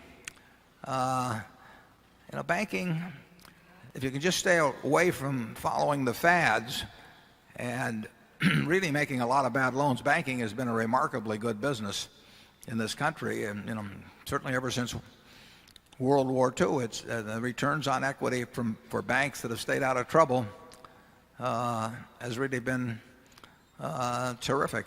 And there are certain banks, I should say, in this country that are quite large that are earning, maybe 20% on tangible equity. And when you think you're dealing in a commodity like money, that's fairly surprising to me. So I would say that I guess I've been surprised by the degree to which margins in banking have not been competed away in something as fundamental as money. How about you, Charlie? Well, what you're saying in fair implication is that we sort of screwed up the predictions, because banking was a way better business than we figured out in advance. We actually made quite a few billions of dollars really out of banking, and more in American Express. But basically that was while we were misappraising it. we did not figure it was going to be as good as it actually turned out to be. And my only prediction is that we'll continue to make failures like that. It's fairly extraordinary in a world of, particularly a world of low interest rates, that you'd find financial institutions that basically doing pretty much the same thing, you know, where A competes with B and B competes with C without great competitive advantage, and having them all earn really high returns on tangible capital. Now, part of it is that they have pushed the loan to capital ratios higher than 30 or 40 years ago, but that nevertheless they earn high rates of returns. They earn much higher rates of returns on assets alone, and then they have greater leverage of assets to capital, so that produces returns on capital that really are pretty extraordinary. And you know, certain banks get into trouble because they make big mistakes in lending, but it's not required of you in that business to get into trouble. I mean, if you keep your head about you, it can be a pretty good business. The question about a discount rate, when you talk about our cost of capital, that's worth bringing up, because Charlie and I don't have the faintest idea what our cost of capital is at Berkshire, and we think the whole concept is a little crazy, frankly. But it's something that's taught in the business schools, and you have to be able to answer the questions or you don't get out of business school. But we have a very simple arrangement in terms of what we do with money, and you know, we look for the most intelligent thing we can find to do if we've got money around, or if we don't buy and sell businesses this way, but in terms of securities, we would if we find something that's at 50% of value and we own something else at 90% of value, we might very well move from one to another. We will do the most intelligent thing we can with the capital we have, and so we measure alternatives against each other, and we measure alternatives against dividends, and we measure alternatives against repurchase of shares. But I have never seen a cost of capital calculation that made sense to me. How about you, Charlie? Never. And this is a very interesting thing that's happened. If you take the most powerful freshman text in economics, which is by Mankiw of Harvard, and he says on practically the first page that intelligent people make their decisions based on opportunity cost. In other words, it's your alternatives that are competing for the use of your time or money that matter in judging whether you take action or not. And of course, those vary greatly from time to time and from company to company. And we tend to make all of our financial decisions based on our opportunity cost, just as like they teach in freshman economics. Yeah, and the rest of the world has gone off on some crazy kick where they can create a standard formula, and that's cost. They even get a cost of equity capital for some business that's old and filthy rich. It's a perfectly amazing mental malfunction. Yeah, it's Number 3. Is there anybody we've forgotten to offend?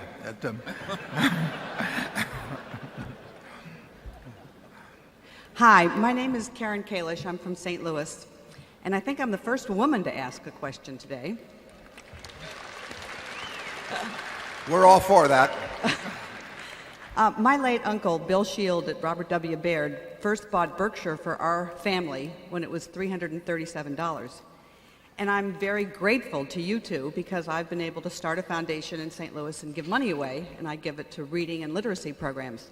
But I'm very curious about the Buffett-Munger philosophy and practice of philanthropy. And my second question has to do with China. You made an acquisition recently, PetroChina, and I'm curious what you think about China.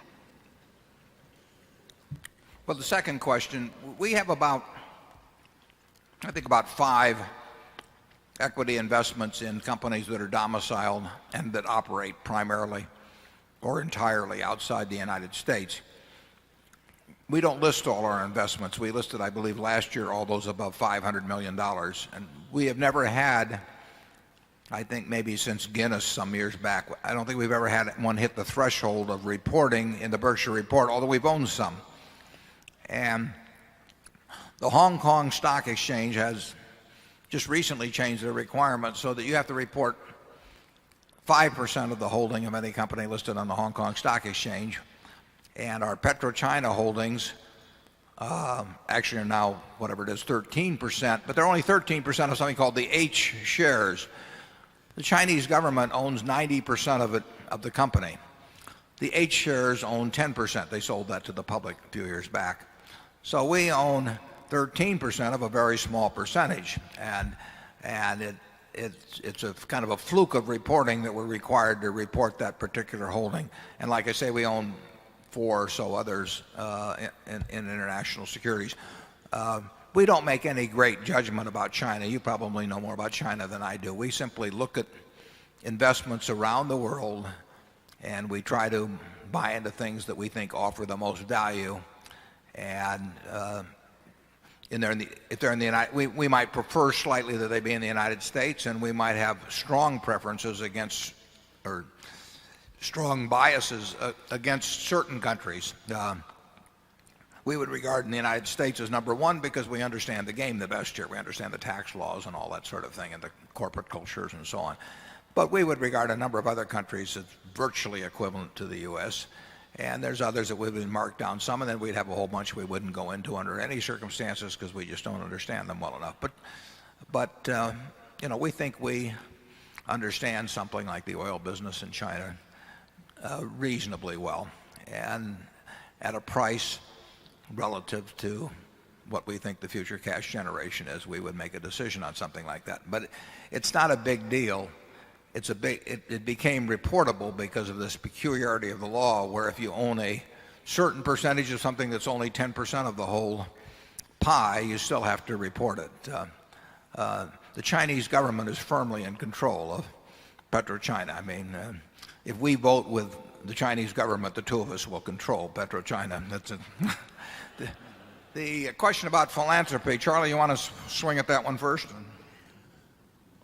I think it's fair to say that both of us feel that the very fortunate owe a duty to the general civilization and even to the country of which he's a member. Whether you give as you go along or have the Buffett system of moderate giving as you go along and immense giving in due course, I regard as a matter of personal taste. I would understand the second position in that I would hate to spend all my time every day having people ask me for money. And I don't think Warren could stand it. Let's not even try. Let's not even try, Charlie. No. No, wait. I mean, it's a matter of record and it hasn't changed for, I don't know, 25 years probably, but basically everything I have at the date of, at the later of the death of myself or my wife goes to charity. I mean, at 99 and a significant fraction, and since my children are here, I'm not going to carry it out to 8 decimal places, but they, you know, why not? Think of it this way. Let's just assume that instead of being born as I was in a single birth, that I were in the womb and there was an identical twin next to me. Same DNA, same everything, personality, propensity to work, propensity to say whatever. Identical twin. Wasn't Charlie, it might look like him, but and there we are, the two of us. And a genie appeared. And the genie said, I've got a proposition for the two of you. You're going to be born in 24 hours, same talents, everything identical. And one of you is going to be born in Omaha, and one of you is going to be born in Bangladesh. And I'm going to let you two decide which one gets to be born in Bangladesh and which one gets to be born in Omaha. And I've got this system, And the way I'm going to work it is that we start the bidding, and whichever one of you bids the highest proportion of your we start the bidding, and whichever one of you bids the highest proportion of your estate to go to society, when you die, gets to go be born in the United States. I think you'd bet 100%. You hear all of this about, grit and pluck and all of these things, and how, you've applied yourself working all your life and you've done all these wonderful things. Well, just imagine if I'd been born in Bangladesh, and I'd walked down Main Street and said, I allocate capital, let me show my stuff. I'd have died of malnutrition. I mean, I wouldn't have made it through the first few months. The society that Charlie and I work in, we were luckier than hell. When we were born, the odds were 50-1 against us being born in the United States. So we hit the jackpot. And basically, we've had all of the fun of working with this and working with good people, and money obviously opens lots of doors in life to interesting things. And if it goes back to society, like Charlie says, it can go back on the installment system through life. It can go back in a lump sum at death. I've mixed the two to some extent, but I weight heavily the lump sum. But, that's where it belongs.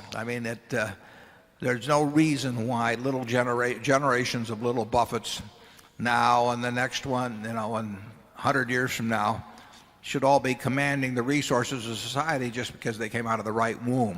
What sort of justice is that? So basically, it's going back to society.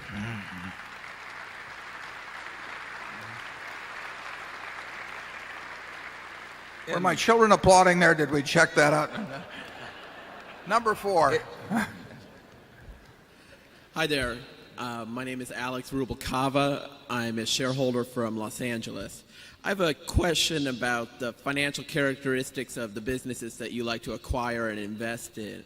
In your reports and other writings, Mr. Buffett, you state that you like to acquire businesses that can employ a large amount of capital to high returns. And in reading the writings and speeches of yourself, Mr. Munger, I've seen you say in Outstanding Investor Digest and other publications that you enjoy investing in companies that require very little capital. And I was wondering if these statements are at odds or if they are two sides of the same coin. And if you could elaborate using Berkshire companies, that'd be great. Sure. It's a good question. The ideal business is one that earns very high returns on capital and can keep using lots of capital at those high returns. That becomes a compounding machine. So if you have your choice, if you could put $100 million into a business that earns 20% on that capital, say 20 million, ideally it would be able to earn 20% on 120 million the following year and 144 million the following year, and so on. That you could keep redeploying capital at these same returns over time. But there are very, very, very few businesses like that. Unfortunately, the good businesses, take a Coca-Cola or See's Candy, they don't require much capital. And incremental capital doesn't produce anything like the returns that this fundamental return that's produced by some great intangible. So we would love the business that could keep deploying, in fact, even well beyond the earnings. We'd love to have a business that could earn 20% on 100 million now, and if we put $1 billion more in it, it would earn 20% more on that $1 billion. But like I say, those businesses are so rare. There are a lot of promises of those businesses, but we've practically never seen one. There have been a few. Most of the great businesses generate lots of money. They do not generate lots of opportunities to earn high returns on incremental capital. We can deploy X at See's and earn a lot of money, but if we put 5X in, we don't earn any more money to speak of. We can earn high returns on X at the Buffalo News, but if we try to make it 5X, we don't earn any more money. They just don't have the opportunities to use incremental capital. We look for them, but they don't. So you've seen, we will talk theoretically about the businesses that are going to earn more and more money with incremental capital at high returns. But what you've seen is that we've bought businesses largely that earn good returns on capital, but in many cases have limited opportunities to earn anything like the returns they earn on their basic business with incremental capital. Now, the one good thing about our structure at Berkshire is that we can take those businesses that earn good returns in their business but don't have the opportunity for returns of a similar magnitude on incremental money, and we can move that money around to buy more businesses.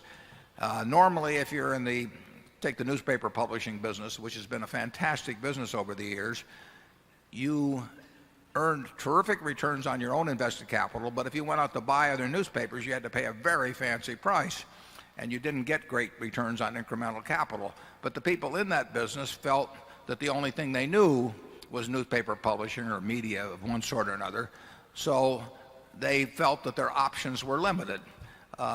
We can move money any place that it makes sense, and that's an advantage of our structure. Now, whether we do a good job of it or not is another question, but the structure is enormously advantageous in that respect.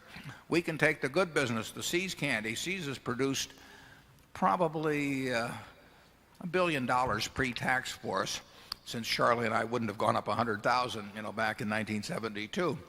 If we tried to employ that in the candy business, we'd have gotten terrible returns over time. We wouldn't have gotten anything to speak of.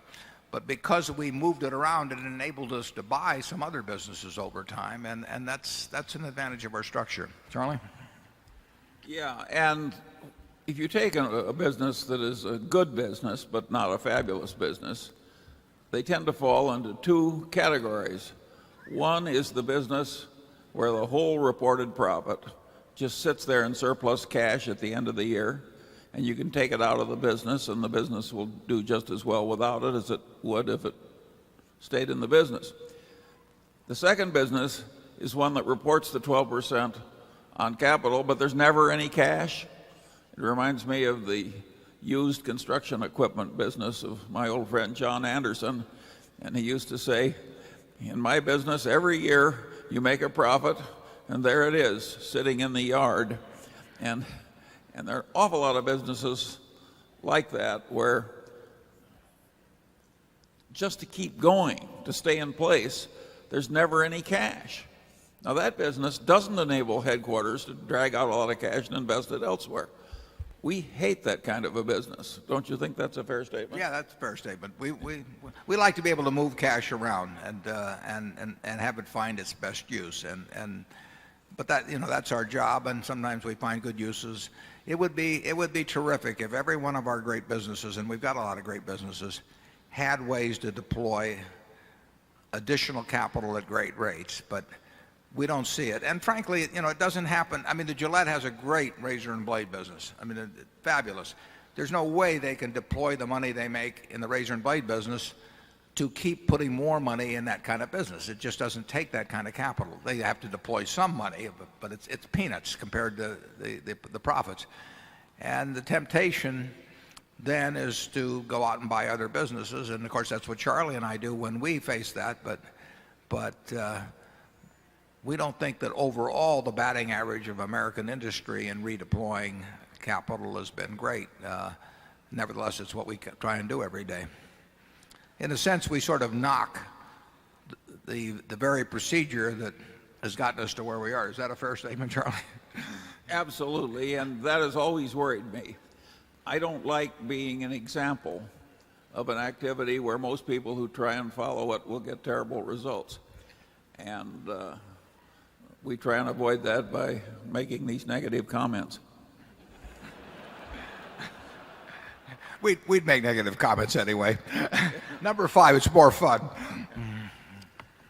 I'm Will Graves from Winter Park, Florida. I'm a graduate instructor with Webster University, and I'd like to address 2 questions to Mr. Buffett.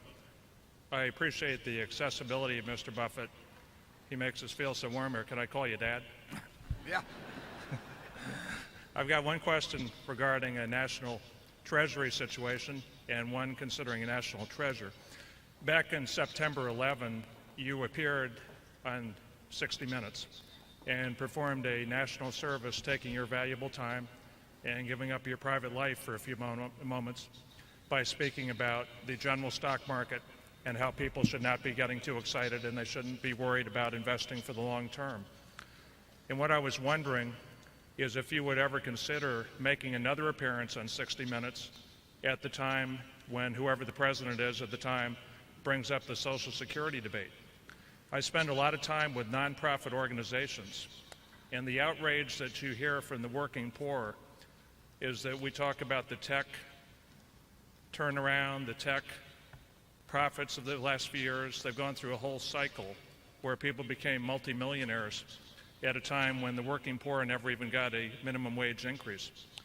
And if you think of people like this who have a net worth of $1,000 or less, just as an example, and just imagine what it's like for them to be forced in the future to be horrible investors because the U.S. government forces them to have something called Social Security, which they can't get out of, and they get a lousy return.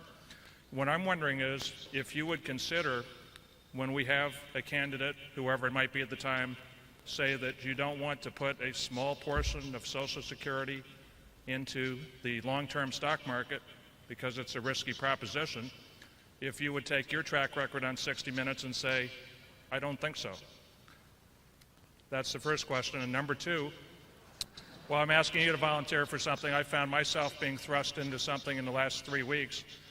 I went to Cypress Gardens the last day with about 20,000 people there, and a lady was handing out 15,000 flyers.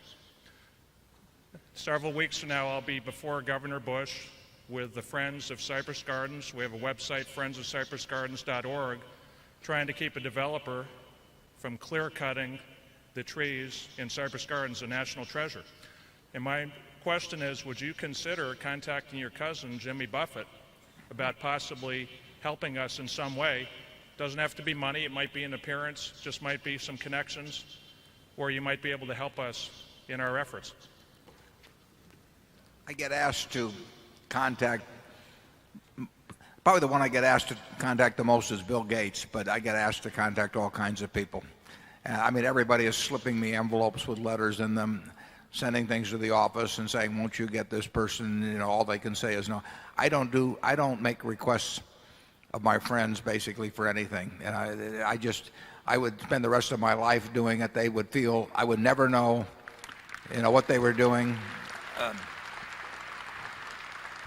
I would never know what they were doing because I was asking versus what they really felt. I mean, it's an impossible, from my standpoint at least, that's an impossible game to get into in terms of, I mean, when Kay Graham was alive, everybody, wanted her for one reason or another, and they've all got causes, and frankly, they want to use me to get her or Jimmy Buffett or whomever to say yes to something that they're saying yes to partially because they feel they don't want to say no to me, and I just don't want to use my friendship for that purpose, frankly. And I don't do it even for things that I strongly believe in myself. I do them. They may know what I'm doing, and if they want to pick up on it, fine. I mean, but I have never. I can't remember ever requesting anybody to make a contribution or do anything myself. I mean, what I do is a matter of record, and if other people want to pick up on it, fine. But I've never had one of those honorary dinners where they send out to all the suppliers to Berkshire and everything and start leaning on them and saying we're honoring Warren. Well, hell, if they want to honor me, they can honor me without soliciting all my friends for money. I mean, I don't consider that much of an honor if the reason they picked me was because I got rich friends. So I just don't do that. On the public policy question, what I did on September 11th when Jack Welch and Bob Rubin and I went on there, I will do those things occasionally. I've written some op-ed pieces. I think, and I get tempted very often. In fact, I've written some that I haven't sent in. But I do think that there's something unattractive about a very rich guy that pops off on everything. And you may think by listening to us today that you've got two guys up here that do like to pop off on everything. But and we do have opinions on almost everything. But I just think there's some things I get, I wrote on campaign finance reform and I've written on taxes and I will do more of that, but I do try to hold myself in check somewhat because there's a little bit of, this I'm rich therefore I'm right type stuff that I don't think sits very well, and I know when I see it in other people, I don't like it. That I'm a celebrity, therefore, you got to listen to me on everything that I say, and it just it turns me off at some point. But like I say, I have done it, and there could be occasions, and there will be occasions, I'm sure, when I'll cross my threshold level and figure I really want to say something, and people can ignore it or otherwise, but I think there's some danger of overexposure on that sort of thing, and I think you've seen it with certain people. Charlie? Warren, would you agree or disagree that forcing a certain part of Social Security into common stocks is a good idea? No, I would not. I would not agree with the one that the gentleman suggested. I think that actually Social Security has been a tremendous thing for the working people of this country. It's been an intergenerational pact. It's not insurance.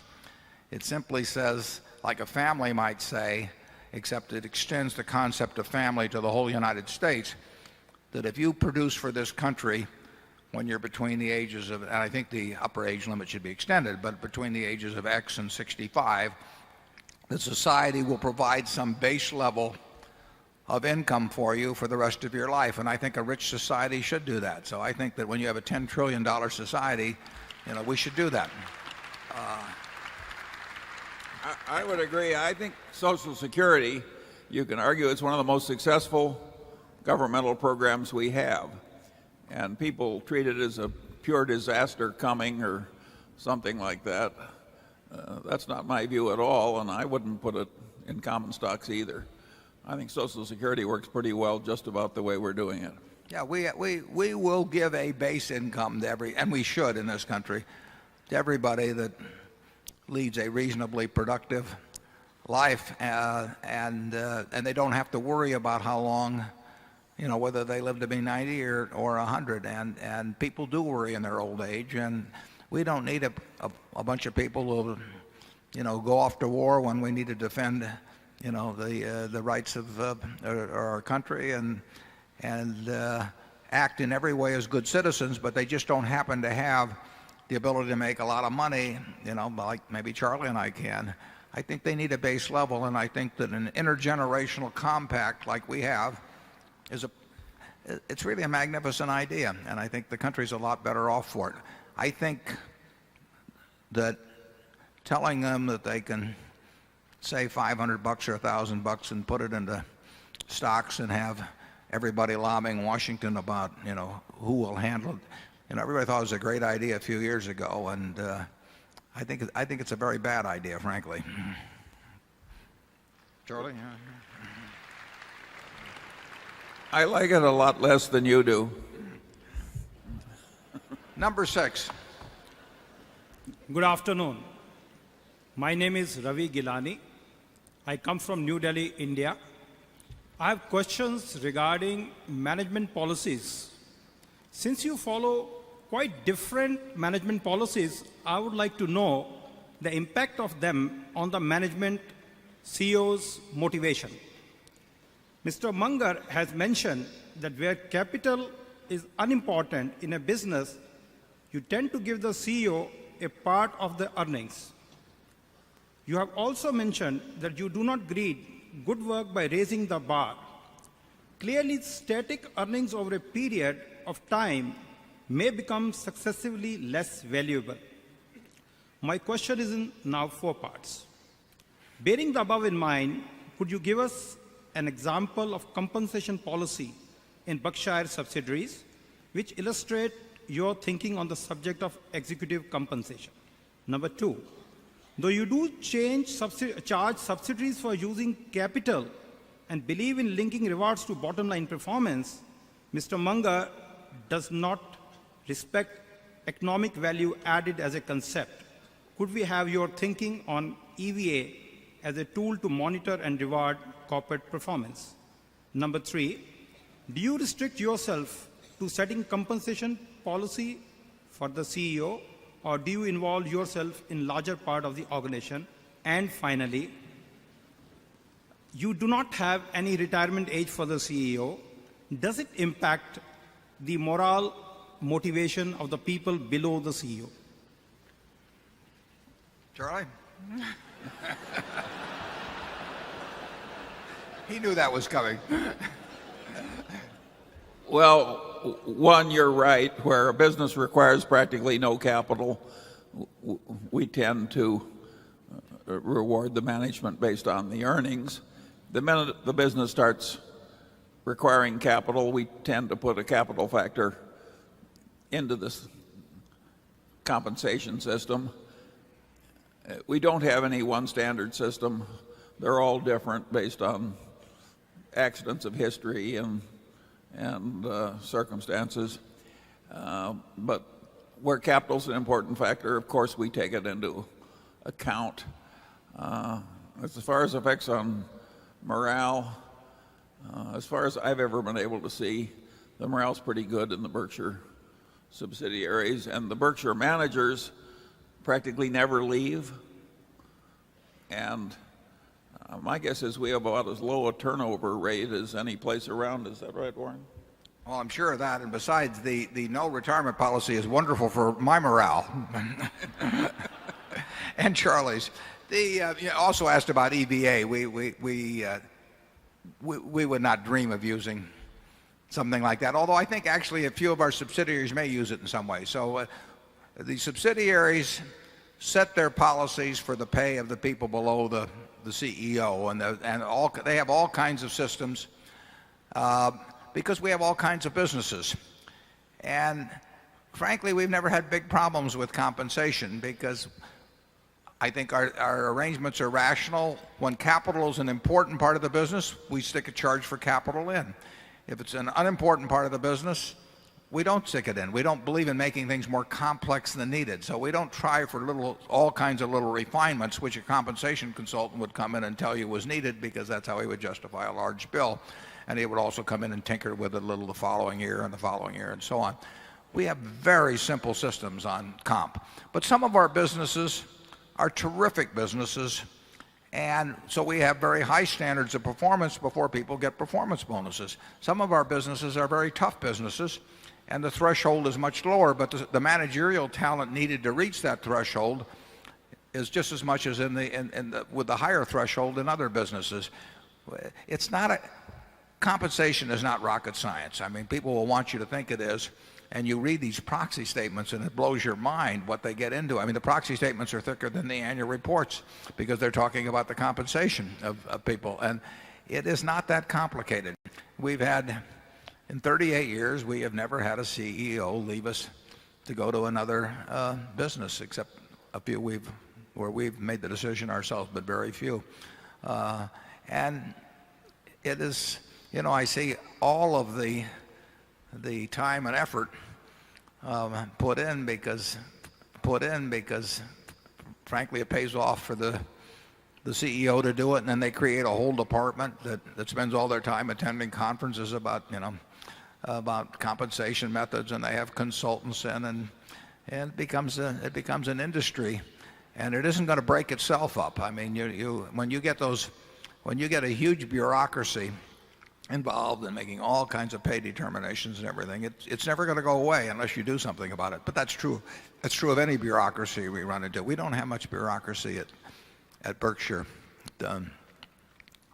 I think that there's no question that our no retirement policy means that somebody who's just itching to be the CEO of a business, and they see that the CEO is 65 and then 70 and then 75 above them at some of our companies, is probably not going to stick around. I mean, we don't develop naturally lots of number twos because we can't promise them that number one is going to go out the door. But as long as number one doesn't go out the door, from our standpoint, that's just fine. And we occasionally have to replace managements, but it's very occasional. I mean, if on an expectancy basis, even with all the subsidiaries we have, we may face one management succession policy problem perhaps every 18 months or something of the sort, and we got all kinds of other businesses. So it's not a big deal at Berkshire. Yeah, and on EVA, there are ideas implicit in that we use. For instance, hurdle rates based on opportunity costs, a perfectly reasonable concept.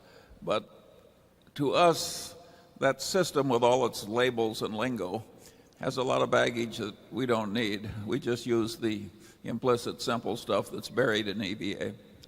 We could spend $1 million a year on consultants to get an answer we can get in 5 minutes, frankly. I mean, it just isn't that complicated. But can you imagine a consultant coming around and saying, I've got a 1-paragraph compensation arrangement for you? Are they going to be able to send you a large bill for their consultancy? Of course not. So they've got to make things complicated. And we don't believe in that. We want things that are very easy to understand, and we've just never had a problem with it. And we get good results out of our managers. The main reason we get good results out of our managers is that, they like hitting 400. They like hitting 400 and being fairly paid, but the fact that they batted 400 is the biggest thing to them in life. And it's, it's sort of the way we feel. If we get a good batting average in our business performance, the pay is incidental. Now, it shouldn't be incidental to our managers. It's got to be fair, or nobody wants to work in an environment where they feel they're being treated unfairly. But that is not a complicated procedure. And we do make them very specific to the enterprise that's under their control. We do not pay the people at See's Candy based on how the Buffalo News does or vice versa. And I can show you a lot of crazy compensation systems in corporate America where that really is the ultimate effect of what's happening. Number 7. Good afternoon. I'm Paul Butterfield from Clarksville, Maryland. You wrote in the annual report about the dangers of systemic dangers of derivatives and the growth in derivatives. The example would be a Six Sigma event that would cause domino effect and dangers to the solvency and operations of maybe financial institutions and other firms, possibly including brokerage firms. Do you think this recommends to an individual investor that we might consider not holding stocks in street name? Charlie, they addressed that somewhat. There were some domino effects in the very early 70s in Wall Street. I think certainly the failures of some brokerage firms in part led to failures of others. It wasn't a classic domino situation. And of course we had domino effects in banks if you go back 100 years in this country. Anytime you have financial institutions that interrelate in many ways and have big receivables and payables balances with everything, you've always got the danger of domino effects. And that's a factor in the insurance business. It's a factor in banking business. I think it'd be less in the brokerage business. I would think if you owned securities in a cash account with any large stock exchange firm, it wouldn't worry me. I've got lots of personal securities, sitting with a very large stock exchange firm, and that does not bother me. But I mean, there have been little firms that have been fly-by-night types, and I don't even know all the rules on margin accounts. But if somebody has got the right to repledge your securities and they get in trouble themselves, I don't know anymore what there's a SIPC protection, but it's not unlimited at your level. Yeah, I think that's true. And I would think twice between having all my securities rehypothecated by somebody else. A cash account, I think the cash accounts are segregated, aren't they, Charlie? Yes. Yeah. Number 8. Good afternoon, Mr. Buffett, Mr. Munger. My name is John Norwood, and I hail from Des Moines. Thank you for providing this opportunity to speak today. I have 2 questions, one as an individual investor and one as a state resident. The first has to do with intrinsic value. Can you provide some additional cliff notes for working with the Berkshire Hathaway annual report and calculating an intrinsic value for the stock? I'm a little bit hazy. And the second question has to do with public sector investing. As an example, the state of Iowa is considering the creation of a $1 billion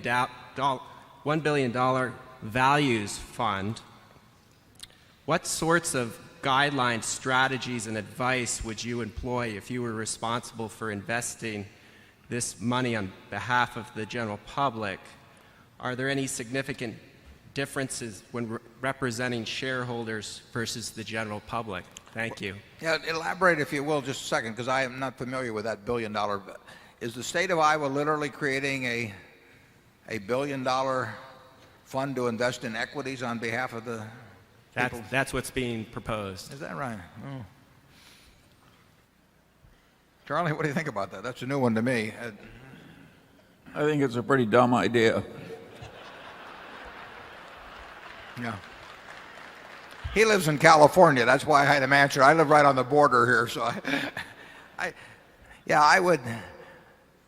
I mean, I guess Iowa doesn't have any bonded debt, so I'm not sure what they probably wouldn't be creating a margin account, but I would think that most states or municipalities would want to let the citizenry invest on its own and would not want to be taxing people in order to set up an equity fund.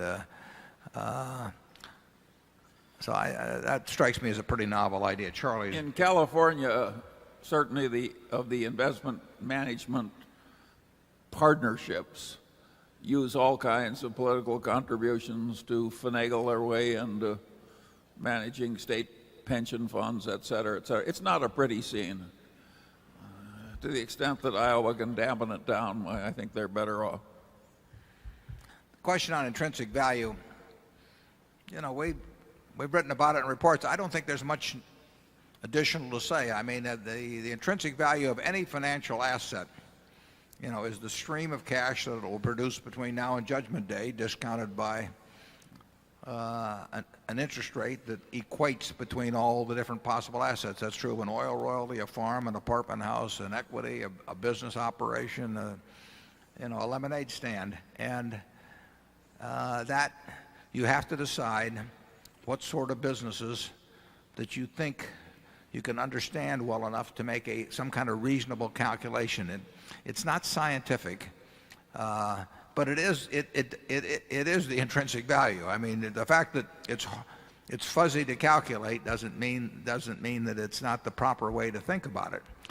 And at Berkshire, you've got two questions. You've got the question of what the businesses we own now are worth, and then since we redeploy all the capital they generate, you have to figure out what you're willing to assume about what we do with the capital. And you can look back and say that 35 years ago or so that people perhaps underestimated what would be done with the capital that was generated, so that it looks very cheap if you look back on it now. But we're in a whole different game now with huge amounts of capital, and you have to make a decision as to whether the billions and billions and billions of dollars we generate will be deployed in a way that creates lots more cash later on. And it's what Charlie and I think about, but we can't give any prediction on it. Charlie? Yeah, I think our reporting, considering the complexity of the enterprise as now constituted, is better than that of any similar enterprise I know in terms of enabling a shareholder to calculate intrinsic value. So I think we've done better than anybody else, and we do it conscientiously. And if you ask, will we improve from here? I don't think so. We've worked hard at doing what you're talking about, and but even working hard at it, I mean, we've given you the data we would want ourselves. We don't know the answer, but we do know it's what you have to think about, and we do it when we buy McLean's, when we buy Clayton Homes, when we buy anything. We are attempting to look out into the economic future and say, what kind of cash can this business generate over time? How sure do we feel about it? And how does the purchase price compare with that? And if we feel we're getting we have to feel fairly good about our projections. Won't feel perfect because no one knows the answer precisely. We have to feel pretty good about our projections, and then we have to have a purchase price that's rational in relation to those. And we get some surprises in both directions. Actually, if you go way back, we've had more pleasant surprises than we would have expected. But we won't get them from this point mostly because of size and also because the world's a little more competitive. Charlie? Nothing more. Number 9. My name is Vic Cunningham. I'm a shareholder from Wilton, Connecticut. I heard your comments earlier about popping off. But actually, I find it admirable the way you guys, the two of you, have leveraged your clout as investors to be advocates for change. Your outspoken comments on expensing stock options promoted productive discussions in not only corporate boardrooms throughout this country, but more importantly on Capitol Hill. Currently, tort spending in this country continues to rise as a percentage of GDP, and I would argue a lot of that's unproductive spending. Is there a point, and it seems like right now that they're trying to stretch their tentacles not only from tobacco companies, but to consumer product companies like McDonald's and possibly even Coca-Cola. Is there a point where you would use your considerable clout to try to guilt Congress into moving towards some kind of comprehensive tort reform for this country? Well, I'm sympathetic to what you're saying. I would say that our considerable clout is nothing compared to the clout of the plaintiffs' lawyers. There's no question that in a certain way it's appalling when you look at the frictional costs to society of the tort system we have. But Charlie is a lawyer. He can probably speak much more intelligently than I can as to how you could modify this, because there are plenty of things wrong too. It's sort of infuriating to see specious shareholders' suits raised on any kind of a deal just because there's a lot of D&O insurance and they know people will pay off rather than go through the nuisance of a suit. And we don't pay off, but corporate America does, and so it's a game. And the people that pursue that activity, are not pursuing it, I think, in many cases because of a great pursuit of justice, but because it's a damned profitable sort of game. And the people that are paying, it usually doesn't come out of their own pockets. So it gets back to the lack of parity in the interest of the people on both sides.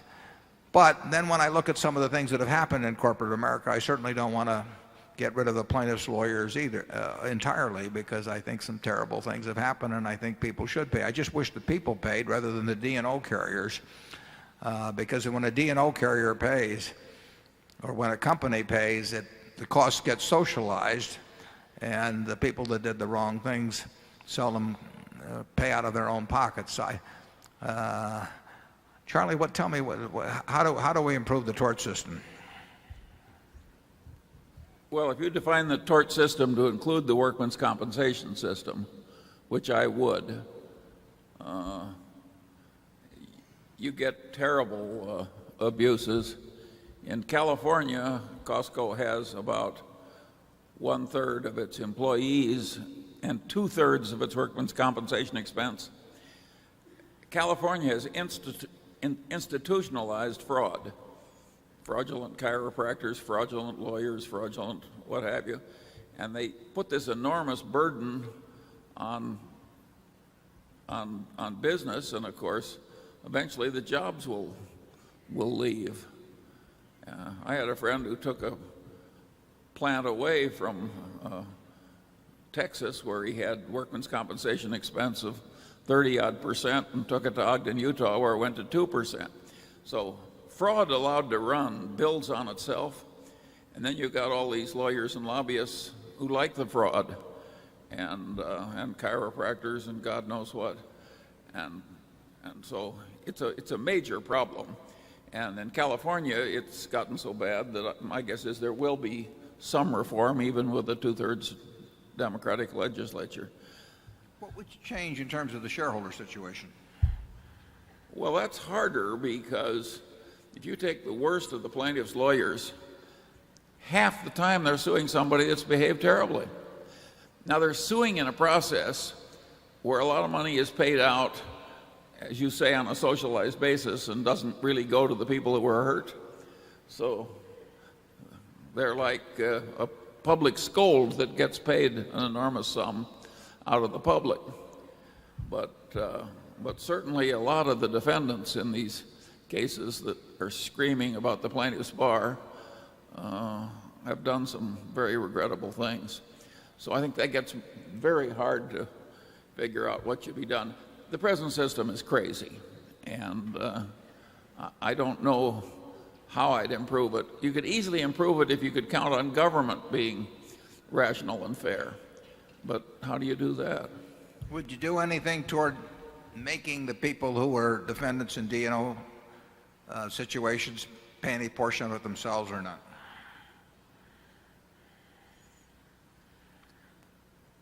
I think there would be a great improvement net in America if there were no D&O insurance. Zero. I think people would behave a lot better. The counter-argument is you'd never get anybody with any money who was willing to serve on a board. But my guess is that net, even after taking into account that little problem, the system would work better than the present one. Number 10. John Goss, Key West, Florida. You mentioned last year your frustration with buying companies out of bankruptcy. Were you surprised from your past experience that the court would not allow a breakup fee regarding your Burlington bid? That's a good question. We submitted a bid to the court. The management agreed to our offer, and we submitted a bid in the bankruptcy of Burlington Industries.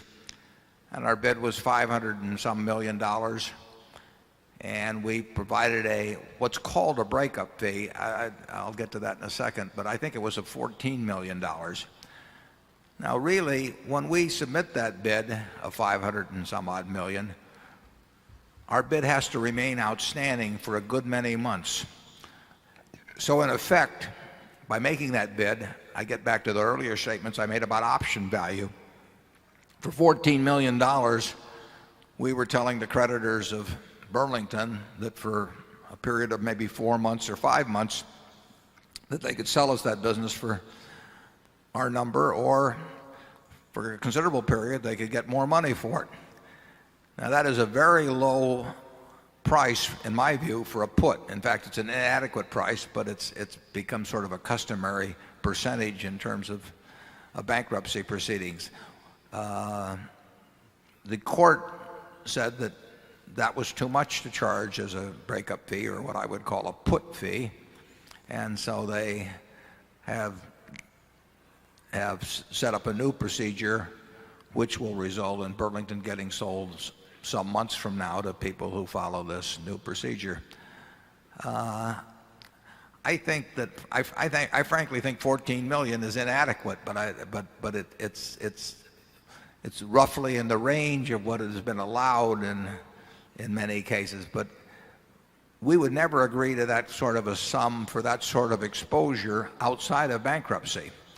It just doesn't make any sense. The world changes too much.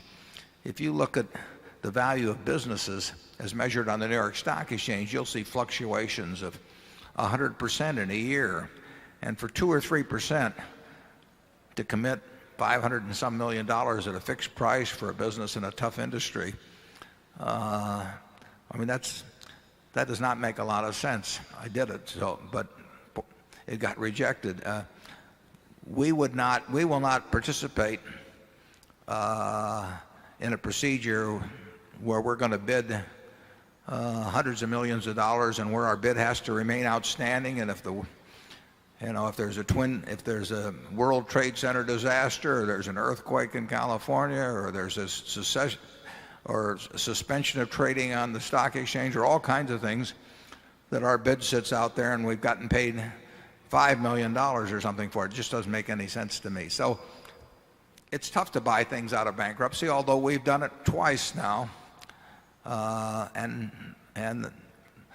both situations have worked out well. But then we tried it a third time with Burlington, and we spent a considerable amount of time and money generating that bid, weeks and weeks, and a good many dollars, and it wasn't accepted. So when I look at these experiences, I say to myself, it's a lot easier to make a deal with Walmart where I talk with them for an hour and we shake hands and we got a deal. Easier to make a deal with Walmart where I talk with them for an hour and we shake hands and we got a deal. Or the other deals we've made in the last year where we buy Northern Natural in a day or two, or whether we buy Kern River Pipeline in a few days, or the various businesses we bought. And bankruptcy, I think it's probably a necessary part of the procedure. I mean, you have to comply with bankruptcy laws, but I would say it's a very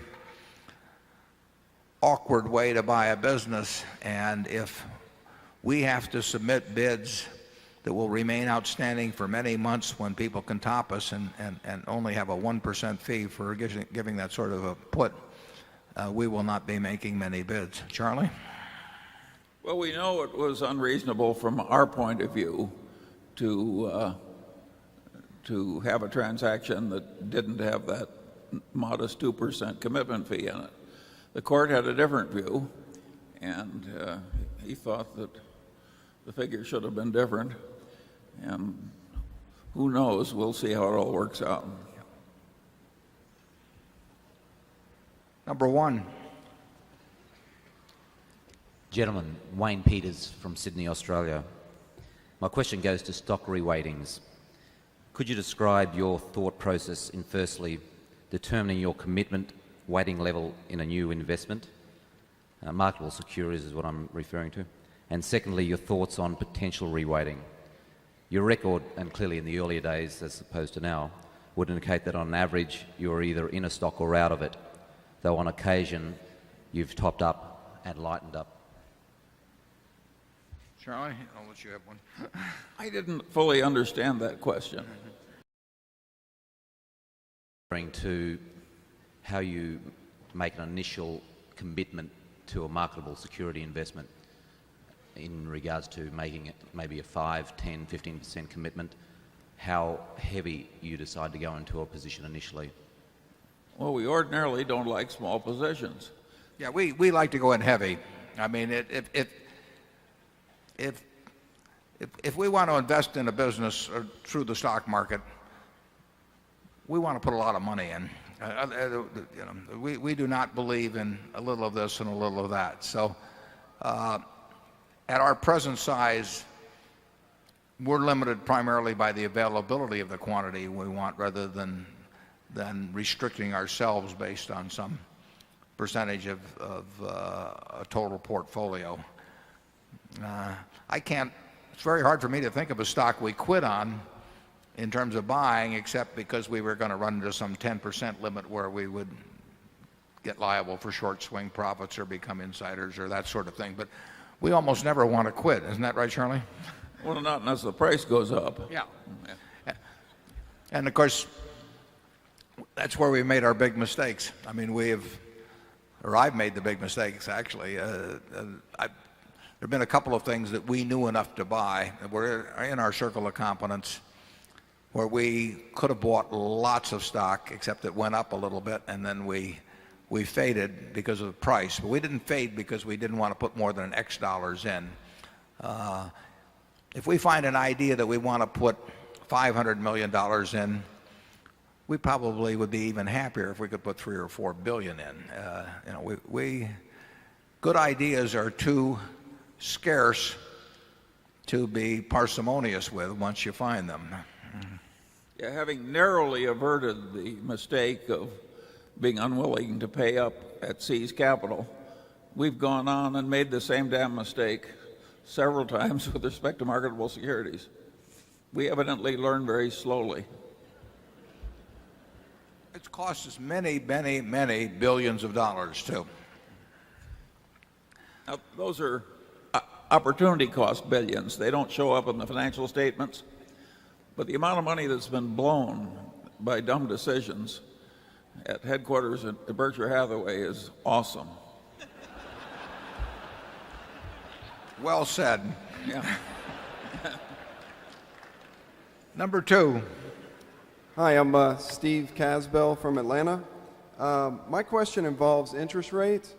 When you calculate the intrinsic value of a business, in a period of low interest rates like we have currently, do you use a higher discount rate to factor in higher rates in the future?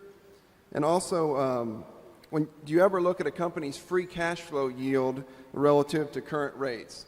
And if I could also get your thoughts on the dividend tax cut. If by some miracle the politicians think logically and get rid of the dividend taxes, would Berkshire ever pay a dividend? The question on discount rates, we use the same discount. I mean, in theory, we would use the same discount rate across all securities, because if you really knew the cash they were going to produce, that would take care of it. We may be more conservative in estimating the returns of cash from some, but the discount rate we would use as a constant. Now, in terms of where we commit, we don't want to use the fact that short-term rates are 1.25% to think that something that yields us 3% or 4% is a good deal. So we sort of have a minimum threshold in our mind below which we're unwilling to commit money. And we're unwilling to commit it whether interest rates are 6 or 7%, or whether they're 3 or 4%, or whether they're on a short-term basis 1%. We don't want to get hooked into long-term investments at low rates just because they're a little bit better than short rates would be, or low government rates would be. So we have minimum thresholds in our mind. I can't tell you precisely what they are, but they're a whole lot higher than present government rates would be. And at other times, we'd be very happy owning governments just because we feel that they offer attractive enough rates. When we're looking at a business, we're looking at holding it forever, and we want to be sure we're getting an adequate return on capital. We don't regard what we can get on short-term rates now as adequate, but we'll still bend a little bit and start settling for lower rates for 30 years because rates for 30 days are so low. We would rather just sit it out and wait a while. The tax on dividends, I've used this illustration before, but I'm paying about the same percentage of my income to the federal government as my secretary does. Now, I pay more in income tax rates than she does. I pay a higher marginal tax rate by some margin than she does, but she pays way more in Social Security taxes than I do, because I only pay out the first, whatever it is, 70 or 80,000 of income. And so she is paying, between what we pay at the company for and what she pays, we're paying 12 or 13% or whatever it is of that. So we both end up paying fairly similar percentages of our income to the federal government every year. If Berkshire were to declare a $1 billion dividend and my share of it was $330 million, and it were tax-free, as the Bush people originally suggested, and it would be tax-free. I mean, we have lots of taxable earnings at Berkshire. I might be paying 1/10 of the rate to the federal government of my income that she would be. Now, I can make the argument about the fact that structure shouldn't govern tax rates, that subchapter S and chapter C and partnerships and all of these things, that the tax code should be neutral between them. And I've made those kind of arguments in the past. But I can make no argument in my mind that says that with everything that, all the luck I've had in life, I was wired a certain way at birth that enabled me to make a lot of money. And frankly, it was better to be born a boy than a girl in terms of money-making possibilities in 1930, and probably still is, but not to the same degree. I mean, the fact that I would send 1/10 the portion of my income in a year to the federal government that my secretary would, it screams at injustice to me in terms of what the society gives back to me. So I am not for the Bush plan. Charlie? Well, I agree with you. Even if you assume that the whole economy would work better if we'd never gotten into this double taxation system on corporate earnings, which I don't think is a clear thing anyway. But even if you assume that, I think when you live in a democracy where there's lots of envy and resentment and what have you, to have the absolutely most fortunate people paying practically no income taxes, I just think it's unacceptable. I think there has to be some fairness in some of these arrangements, even if there's some theoretical argument that the economy might work a little better some other way. Yeah, there are IRAs now, obviously, that work very well for people with modest amounts of dividends, that they're getting tax deferred for a very long period of time, which has huge benefits. The big benefits of exempting dividends would go to fellows like me and Charlie, and that's not going to stimulate the economy. It's going to stimulate us, and it's going to result in us sending a very small percentage of our income to Washington compared to what the people working in our shoe factories send. And that, when somebody says, what did you do during the war, Grandpa? I'm not sure that's what I want to explain to them. Number 3. Good afternoon. I'm Patrick Wolf from Arlington, Virginia. Charlie, I can't resist telling you that I'm actually the fellow who plays the chess games blindfolded. Yeah. So I look forward to not seeing you there tomorrow. Right. I actually have a two-part question. I'd like to ask you to elaborate a bit how you think about opportunity cost. And I think I'm going to be elaborating very much on the very last question that was asked.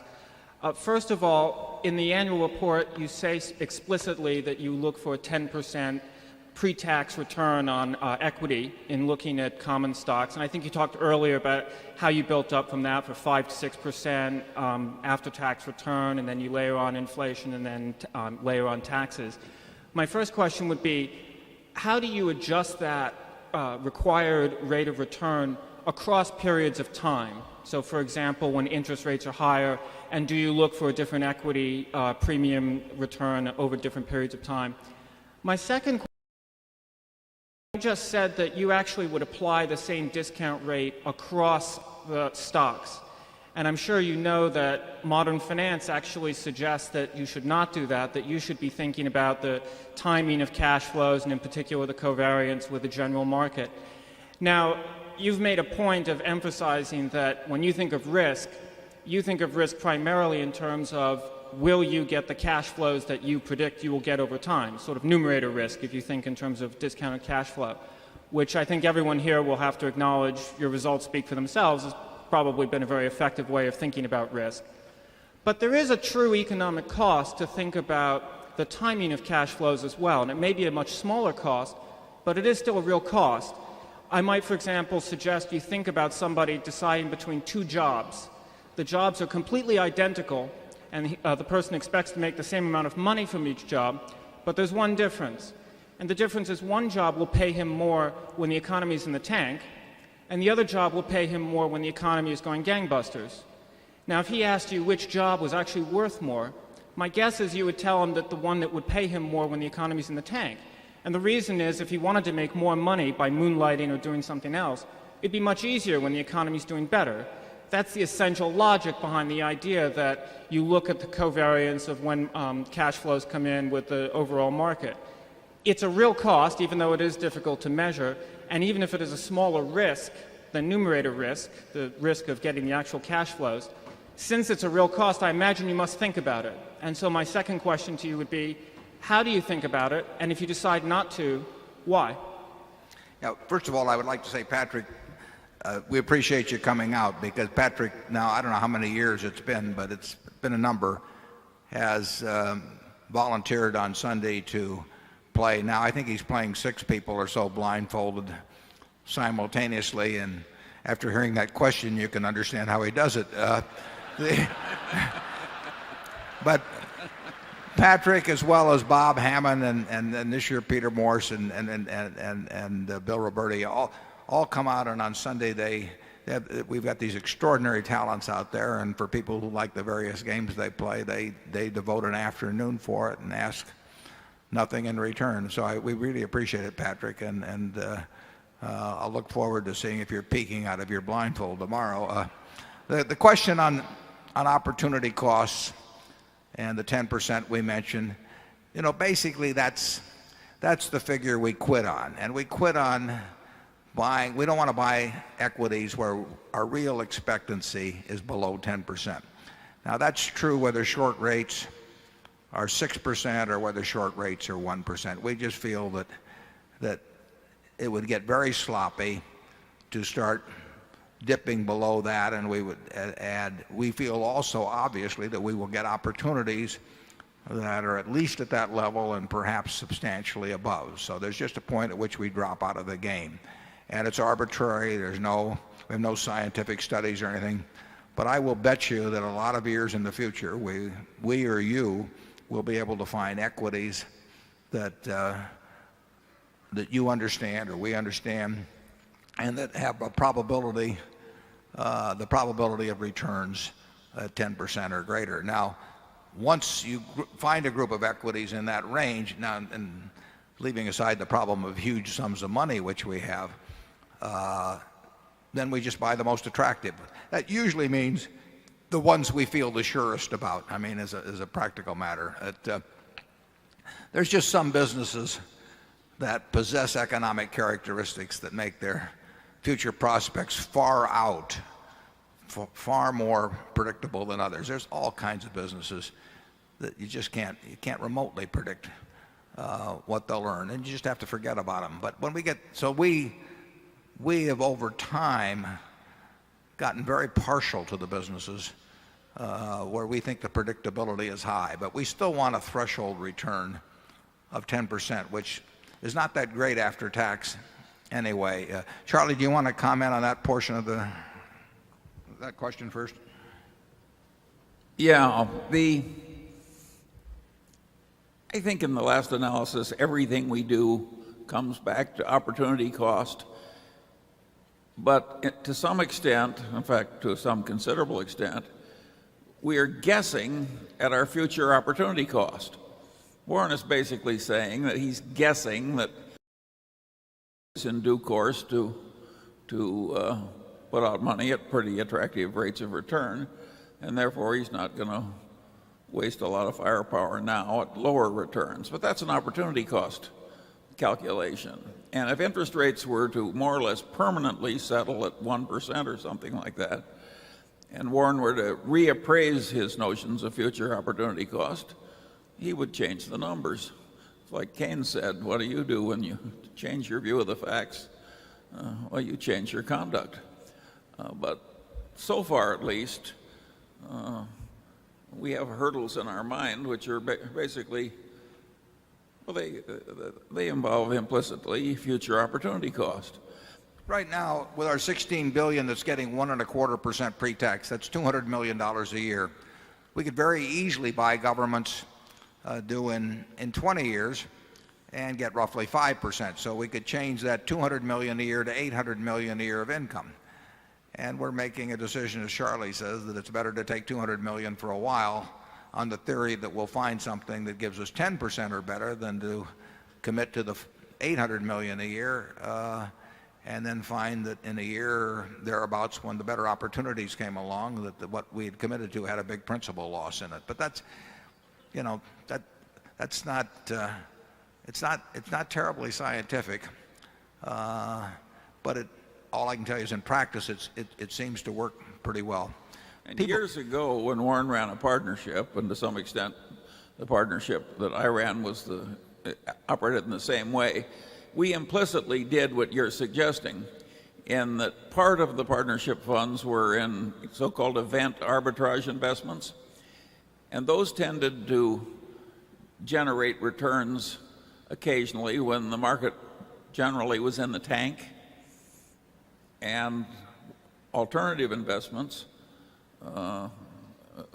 would more mimic the general market. So we were doing what this academic theory prescribes, 40 years ago, but we didn't use the modern lingo. Yeah, we've got some preferences for having a lot of money coming in all the time, but we do go into insurance transactions with huge volatility, which could mean that a big chunk of money could go out at one time or in a very short period of time. And we won't give up a lot in expectable return for smoothness. But if you give us a choice of having money come in every week and the same present value of money coming in very lumpy ways that we wouldn't know about, we would choose the smooth. But if you give us a choice of a higher present value for the lumpiness, we will take the lumpiness. And that's usually the choice that's usually, we get offered that choice. And other people value smoothness so highly that we do get a spread, in our view, for lumpy returns. We are writing, and then we're going to close this up, but you will read a lot, or you may hear a lot, maybe you've heard it already. Pepsi-Cola is having a contest. They're going to have a drawing in September. The contest goes through a lot of little phases, but in the end, there's going to be one person who's going to have one chance in 1,000 of winning $1 billion. That $1 billion will have a present value of maybe $250 million. If whoever gets to that position hits the number, we will pay it. And we don't mind paying out $250 million as long as we got paid appropriately for us. And that would create bad cash flow that particular week. We're willing to, maybe even for 2 weeks, we're willing to assume that for a payment. And very, very few people in the world are, even those that can afford it. We would even assume it for $2.5 billion present value. We'd want more proportionally to assume it for that. But Charlie and I think, would agree that we would take that on if we got paid well enough for it. We wouldn't do it for $25 billion, but we will do things, and therefore, we get the calls on that sort of thing, and that is more profitable business over time than bread and butter business. It also can, it can lead to you having an intense interest in watching the television show when the drawing takes place, making sure who draws the number too. Charlie, you have anything to add, and then we'll... Yeah, but once you're talking about opportunity cost that's personal to yourself and your own situation, you've departed from modern finance. Totally, and that's what we've done. We're intelligently making these guesses as best we can based on our own circumstances and our own abilities. I think it's crazy to do it based on somebody else's circumstances and somebody else's abilities.